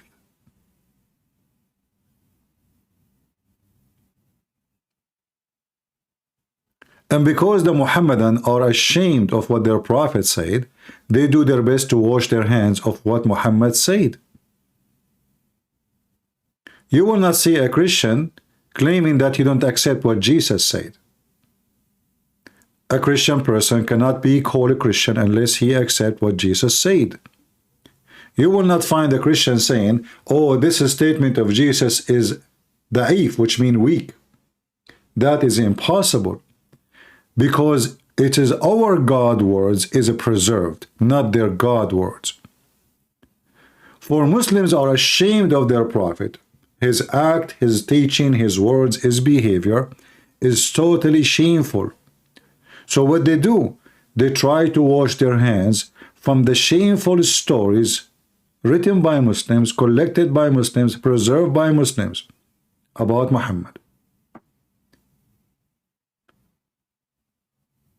You know, when somebody have a book of history and history is shameful, what he do? To get rid of the history, he try to delete the book. And this is why this guy, when he called me, he trying to escape from the embarrassment of his prophet history. One of the stories about Muhammad, that when his mother, she gave birth to him, a light came out from her vagina. And the light reached all the way to the palace of Damascus. But the Roman lived there, the Syrian lived there, the Greek lived there. Nobody, no historian ever saw a nuclear light coming from a vagina coming all the way to Syria. Not even the people of Mecca, they mention such a thing. So Muslim stories do not need evidence. I mean, how a light come from a vagina of a woman, she is inside a bedroom, and then the light went all the way to the palace of Damascus. It looked like the vagina of Mother Muhammad. She missed her target. She should send the light to the Kaaba. And why all the way to Damascus? What about to Washington, D.C.? Isn't it going to be better if it goes all the way to the Viking?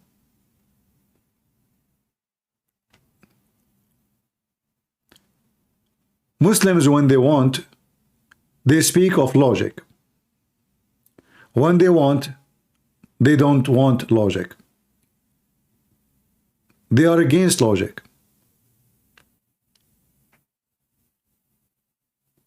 Do we have any Muhammadan? Mayday, mayday. Anyone dare to call?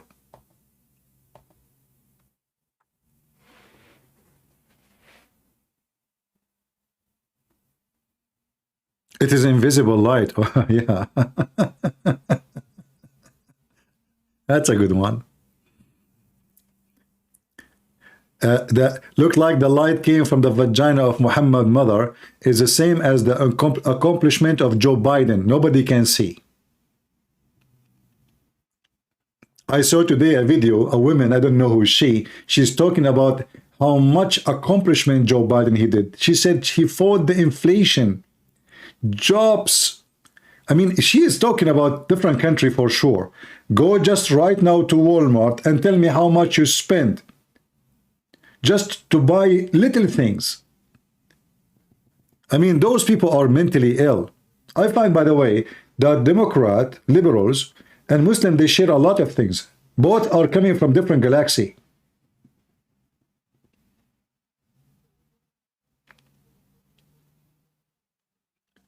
I saw a Joe Biden video saying that now the price of oil is even way better from the time of Trump. It's $3 less.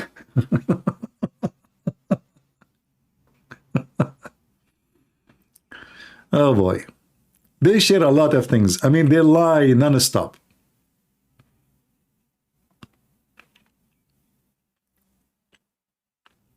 You know, actually, I saw a video about the light, as long as we are talking about the light. You know those Muslim TV stations? They put in TV anything, and people, they believe in it. So when the Muslim Brotherhood, they took over the government in Egypt, the Muslim Brotherhood, they are terrorists, and they are the party of Erdogan. Suddenly, the Muslim Brotherhood, they put in TV a program that there is an Egyptian Muslim scientist. He is a member of the Muslim Brotherhood. He discovered, or he created a stick. When you point this stick at a human being, is going to cure him from AIDS. A stick, brother. And he said that the CIA, they contacted him. I'm trying to remember the name of the video. Hold on. Not only AIDS, this stick, he created the stick. It's a tool. It's a very amazing. If you have a kidney virus or anything, he just point the stick at you. That's it. You are done. The American, they offer him trillions of dollars, but he refused. He said, no way. No way, I'm a Muslim.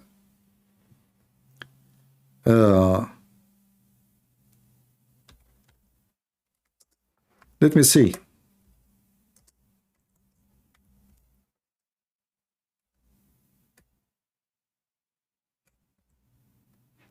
They put it in TV. The guy, they gave him a rank. Muslims. And the funny is, how stupid you are. Don't people, they will come and say, okay, let us see, this guy have AIDS. You know, cure him. Go ahead.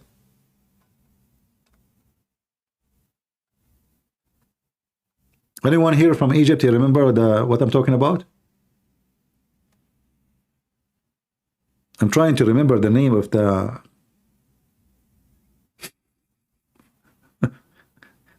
You just point the stick of the person. In the Muslim world, you can create any lie. Everything can go through as long as you are sponsored.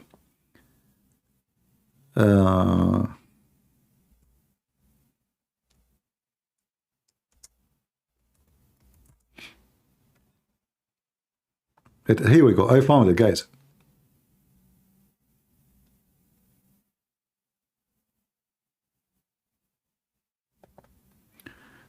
Brothers and sisters, let me introduce for you the big general brother who created the cure for AIDS, which is a stick and made in Egypt, brother. Look at this. I can translate even the page for you. Hold on. You can see the title.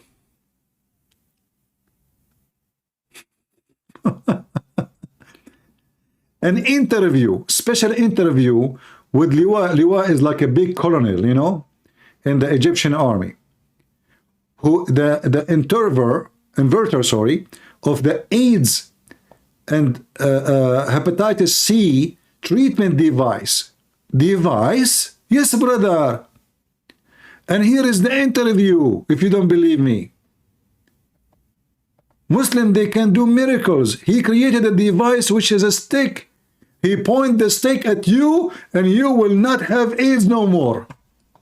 لتقرير دلوقتي ردود أفعال كبيرة بعد نشر وسائل الإعلام عن قيام الهيئة الهندسية للقوات المسلحة بابتكار جهاز جديد يصدر موجات كهرومغناطيسية تقضي على فيروس سي نهائيا خلال 10 أيام دون إحداث أي أعراض جانبية. Brother, this stick produce chairomagnetic waves. It will kill the virus in 10 days. ويحقق نجاحا بنسبة تصل إلى 100%. المعلومات and the result of this stick is 100% successful. Not like 95%. No way. It is 100%. And this is official government. I mean, this is not a joke. And look at the device, brother. بسبب تلك الأمراض، ولكننا اليوم أمام معجزة علمية جديدة قدمتها القوات المسلحة، حيث استطاع اللواء طبيب إبراهيم This is not the device, by the way. The device is a stick. I don't know why they are even showing that, but عبد العاطي من اختراع جهاز يقتل الفيروسات المسببة لالتهاب الكبد الوبائي والإيدز لتصبح مصر أول دولة في العالم. This is the scientist who can, and this is the Muslim Brotherhood. And the Muslim, they were saying Allahu Akbar, and then it turned to be everything is just a scam. Government scam. Even their government, the Islamic government of the Muslim Brotherhood. And then there's million videos made laughing at this video. Interview, and he speak about how the American, they offer him a lot of money to come to America and to share the device with them, but he said, no, I will never do that. Over my dead body.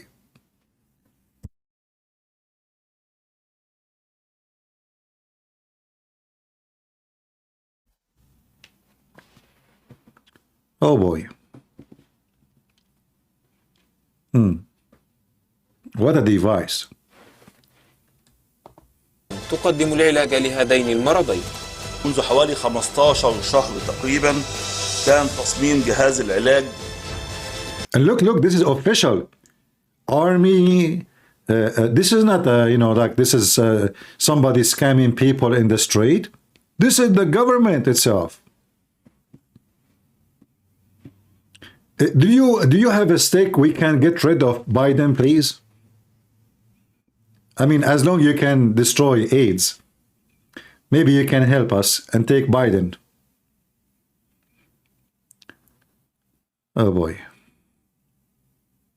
Like we point the stick at Biden and Biden he resign. Oh boy, oh boy. News, interview, madness, success. Muslims, they were like amazed how they were able to do that. You point the stick and the AIDS goes away.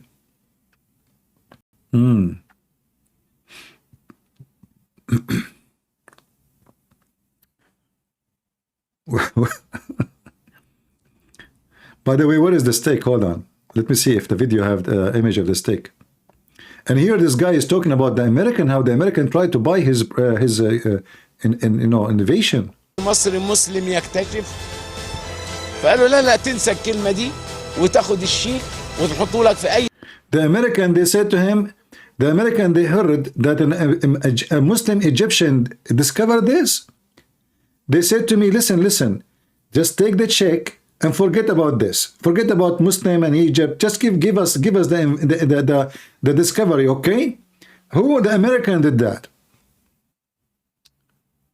I mean, if this is their officials, دولار how much? 2 مليار دولار. They offer him $2 billion. $2 billion, brothers and sisters. But I refuse. I refuse.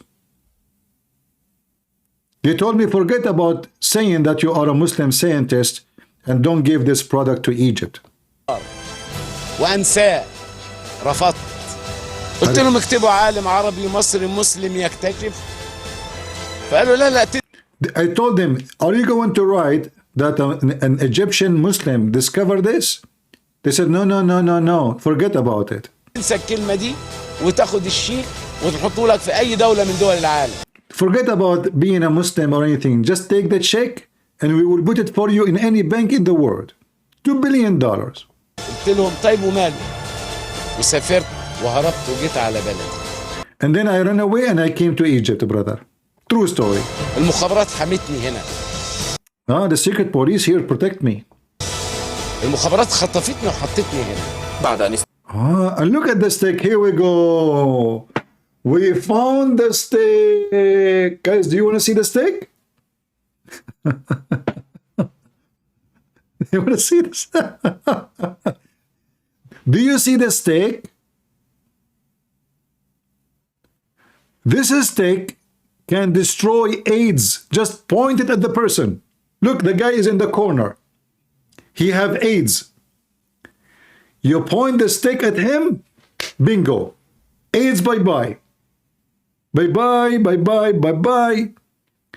You have hepatitis C, D, Phi, doesn't matter. Just point the stick.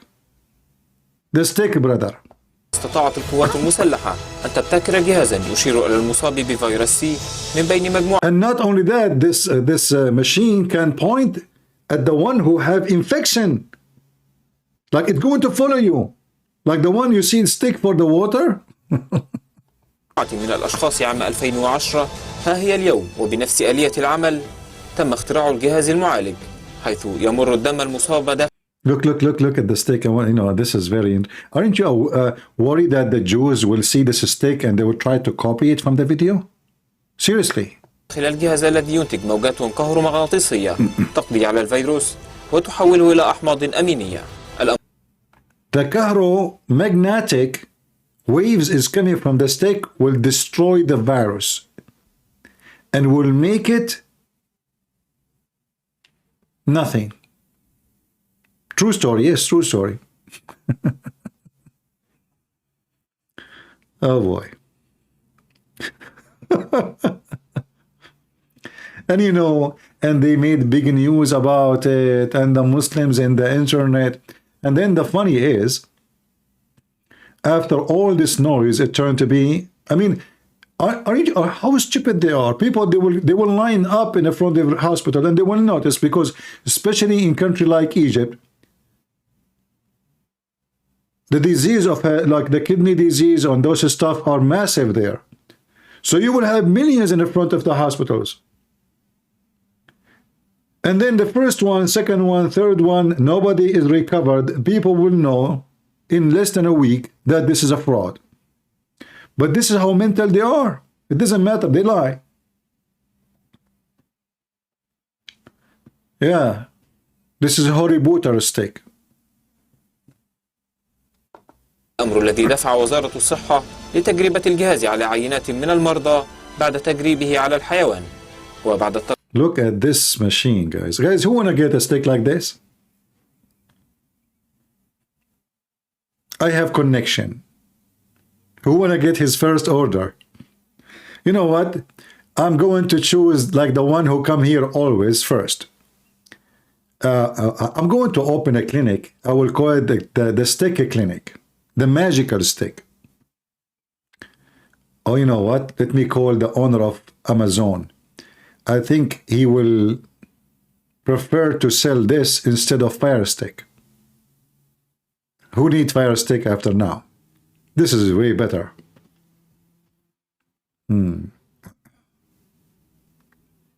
Exactly, they give people false hope for this is a false religion. And those are sheikhs. At that time, the government was controlled by the sheikhs, the Islamic sheikhs, not civilians, not normal people. This is the religious authority. Send it to you to Sweden? Oh, okay. How much you paying? We have to discuss this now.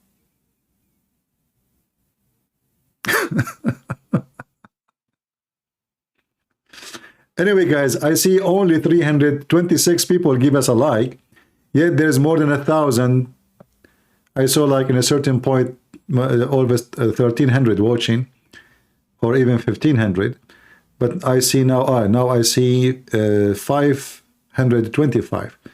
But still, less people are like, you know, more people watching, less people giving like. If you like what we do, give us like, so that will bring more people, especially now the channel here is new. More people will know about us. All right. Well, I think we have enough for today. Do we have a good time? I hope so. And as you see, me, myself, I like Rumble. What do you think, guys? What do you think? Isn't it better than YouTube? In the beginning, when you use Rumble first time, it's a little bit confusing, like, you know, because we are not used to it. It's different way. But You know, after you use it first time, second time, you will use to it. And here we will like it more. Here I will keep my video. I'm not going to be worried about, you know, the strikes and giving me, you know, a strike for any false reasons. I wish they are giving me strike for any real reason. Like, you know, if you are doing something wrong, I don't mind. The only wrong I am doing that I am a Christian prince. That's all.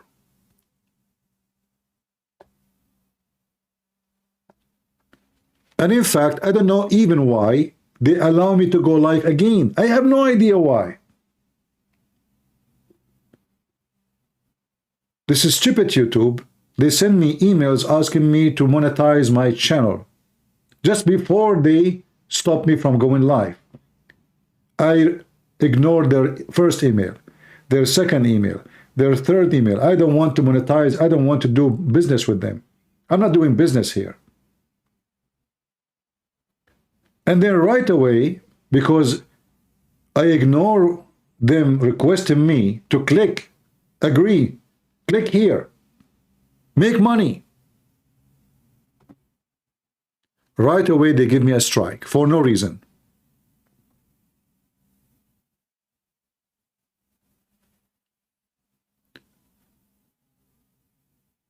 So tell your friends about where to find Christian Prince. Subscribe to our channel, share the link. We have a code you can scan or send it to your friends so they can scan it and join to find me easier. And I think here is way better. I'm sick of this YouTube. If they have little decency, I should have more than 1 million subscribers in YouTube by now. All those who, the names you know, they will not even exist when I was, you know, exposing Islam. And I don't want to be bragging about myself, but you know that the knowledge of all those, even those who speak against Islam, is not even 1% of what I know. Why only me, YouTube, keep deleting my channel? Because I am very harmful for the cult of Muhammad. As simple as that.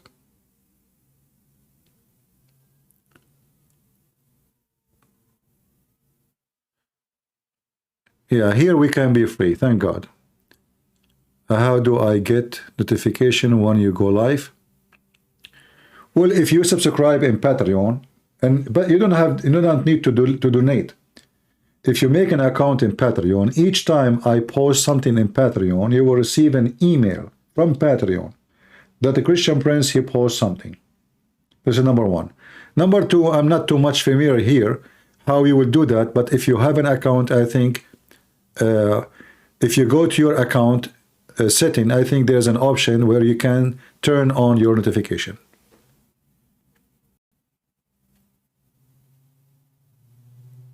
All right.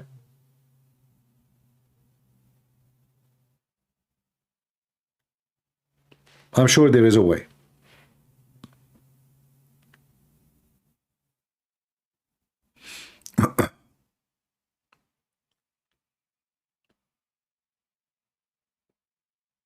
Let us do 12.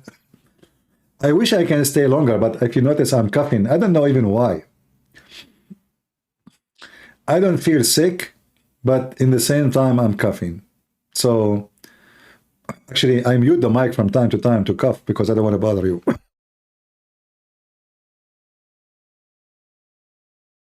I just did. So, I'm trying my best to stay with you as much. Like yesterday, I stayed here 6-7 hours, right? I really love to do what I am doing to save people. Like, you know, isn't it lovely to see those Muslims calling and telling me that we left Islam, we are grateful for learning and knowing. It's wonderful. Same time, I feel so happy that Christians today, they are not the same as yesterday. You know, this is a long time ago. I saw a comment in YouTube. A Muslim, he is saying to a Christian in the comment section, your God is a man, you worship a man. The Christian answered back saying, you worship a leg. And I was really surprised about this answer because I'm the one who taught this, But I thought that only few people learned that from me. I click at the account to see who is the one who mentioned this. You worship a leg, a shin. It is a kid is not even 10 years old. He have a video of himself playing, you know, music, etc. A kid. I was so happy to see as a Christian kid, he learned something to refute Muslims. They claim that we worship a man when their God is nothing but a shin. So we are I'm very happy to see more and more of you are very well educated, and you can not only refute Muslim, but you can defeat Islam with no mercy. You have a billion reasons now with reference and proofs and evidence explained to you very well in videos to defeat Islam. And I hope you share what you learn with your kids, because remember, your kids, they go to school. And those stupid liberals, they keep bringing Muslims. They just brought last year 100,000, just 100,000 from Afghanistan in less than a week. Imagine 100. This is the size of a city. So if your kids are not educated, they will be victims. And this will be your fault. I did my part. You better share with them. You better teach them. Don't wait until it's too late. The same, you need to talk to your kids about diseases, about sexuality, about not to sleep around, about ethic. You need to talk to them about all the cults around you. Those are even more dangerous of those things. There's no more dangerous than there's two things can kill your child. Joining a filthy, violent cult or taking drugs. Those both, they cause death. And both of them, they are drugs. One, he drug your kid by telling him if he kills somebody, he will go to heaven and he will become a pervert. The other one is giving physical drugs. Destroy the brain of your child, destroying his future, and make him just a zombie. So we have to educate our generations, the young ones, so they cannot be victim. Otherwise, it's going to be too late. It's very important. And by the way, I will try to make in this channel different topics. Like one of you, he asked me about tattoo. I said tattoo, tattoo. So I answered him. I said, why in the world do you want to have tattoo in your body? So maybe I will make a video about it, like a special program about tattoo, so we can explain things, I believe, and this is my own personal belief, that I start putting pictures and images and drawing and etc. on my skin only when I am empty. Only if my brain is empty. I'm seeking attention. I don't like myself. I think by putting those things, I will get more attention and I will look better. I believe that this is something bad things you do to yourself. I don't know how many of you have such a thing in his body already, but I say to you that your body is a gift from God and you have no right to play with it, to change it, to do anything to it, to do any motivation. You have no right. Same time, it's not even right. And if one day you felt, oh, I wish I did not have it, you cannot even take it off. It doesn't look good. It doesn't make you look good. It doesn't make you look attractive. It doesn't make you look tough. If you think like those tattoos will make you look tough, you are mistaken. In the world we live in today, a little child with little tiny gun, he can take you down. It doesn't matter how many tattoos you have in your skin.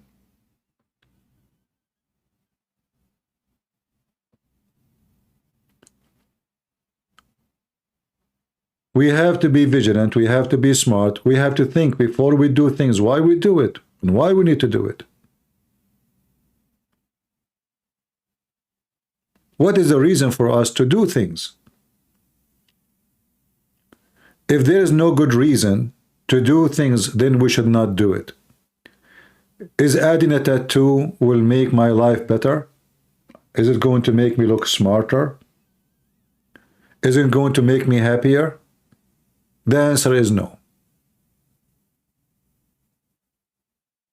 Somebody saying, why have I never seen your face, CP? And why you need to see my face, Potato? What do you want to do with my face? Are you face addicted?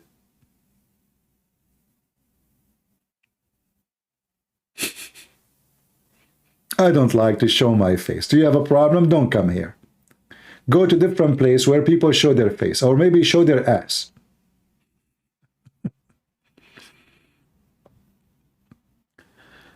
You know, I believe that tattoo is not necessarily and not needed, and you can be Christian without have tattoo about Christianity, my friend. You do not need it. I do not need to have a cross tattoo on my arm to be Christian. Like, I understand that this is, let us say, better than other tattoo, but still it is not right.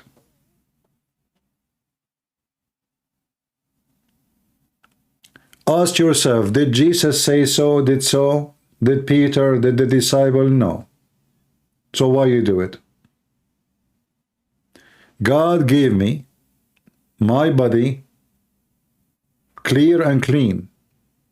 So I have a duty to give back to him what he gave me. As it is. I have no right to change it. You are borrowing your body. You don't own it.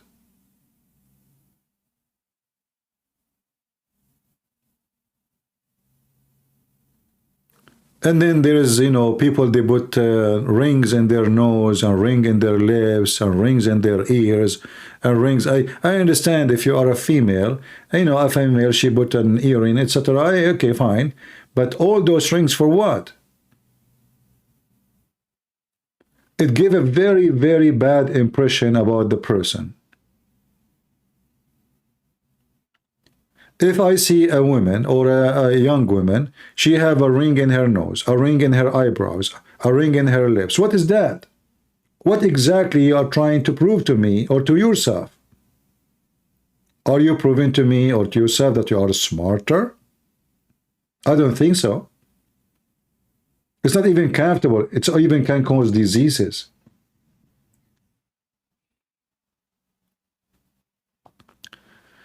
So, I don't want to tell people what to do, what not to do. This is your business. But I'm just sharing my opinion. And I believe all those things, anything we add to our body is wrong. Anything. And me, myself, the second I see, if you know, if you come to me and you want to shake hands with me and you have tons of rings in your nose and your, you know, I will avoid you. Honestly, I will avoid you. You just gave me a wrong impression about yourself.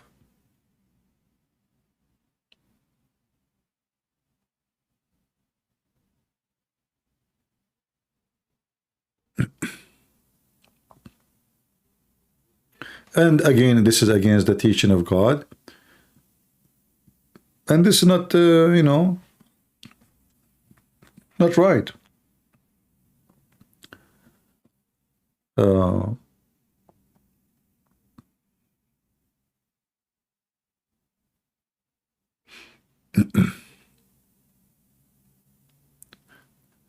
you know, those things, you cannot even fix them later. That's it. They are stuck in your... you make a hole, the hole will be there. You make a tattoo, that tattoo will... and not only that, you know, some of them, they are even badly made. And the ink even very bad quality, and by time is going to look so ugly, so stupid. But I can say, you know, people, they have their own... People are lost. For me, I see tattoo is a sign of being lost.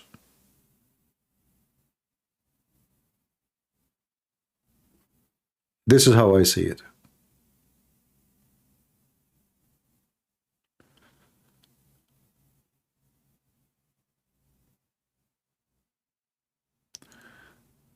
Yeah, you see, you got your tattoo when you are 18, but now, do you like you to have tattoo, or you change your mind? You know, for me, I ask myself, why I want to have it? What for? What is the point exactly? What that will do to me?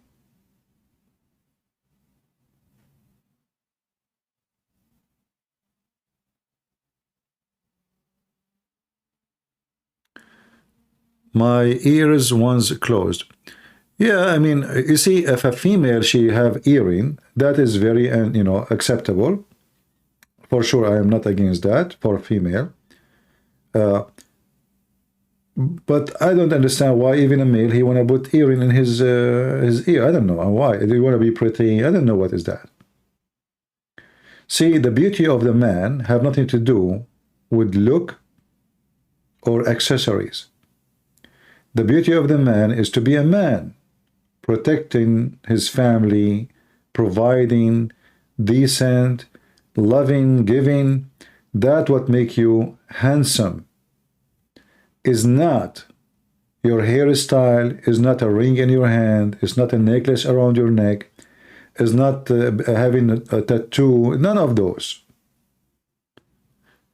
People will love you for you deserve to be loved, for you are a good person to them. Who care about your necklace or your tattoo?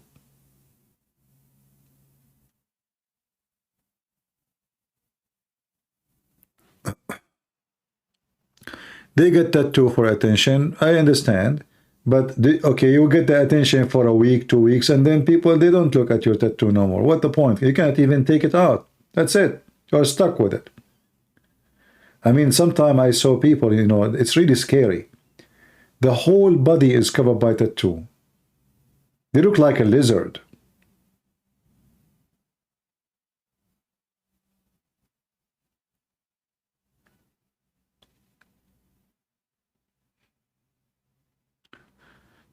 Imagine you marry a woman, and your wife now, she will go to bed with you. She take off her clothes. You see no skin. You see ink, all kind of colors, octopus. I mean, you feel like you are entering the sea world or the zoo.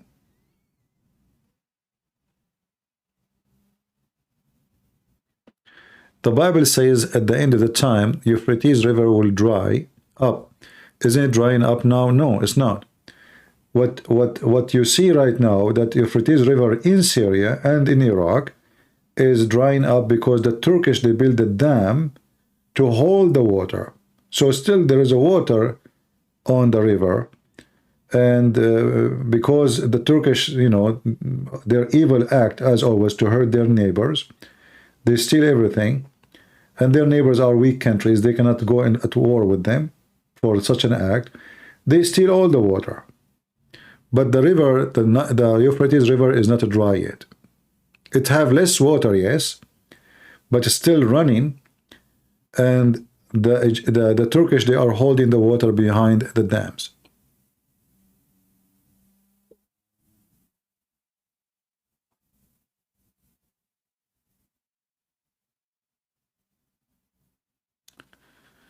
All right. All right, I want to say thank you guys for being here. And Zakir Naik said to you, thank you, as you see, or you know, he told you, if you don't follow Hadith, you're not a Muslim. And I hope next time, maybe tomorrow, if I could, we will go live on air again. Don't forget, please, to share the link with your friends. Tell everybody that we are in Ramble, and we are here enjoying our time, and we have a good time. So I pray that tomorrow I will be able to come here again. And I pray that the Lord will keep you all in good health and wealth. Today is Sunday, so we pray that every day is going to be a day for the Lord in our life. For if we don't designate some time of our time to serve the Lord, our day doesn't count. And for me, I wish I can stay with you 24 hours if I could. But there is a limit for the body to handle. and we have to be careful about not to exceed that limit. So help me so we can help our generations, the younger generations, to stand firm, strong, knowledgeable, and nobody can deceive them, neither liberals, neither Muslims, neither Jehovah's Witnesses, neither the Mormon, neither all kind of cults around us in this earth, trying to kidnap our children from us and trying to destroy our beloved society. God is good. So is Jesus. And see you soon again. Take care.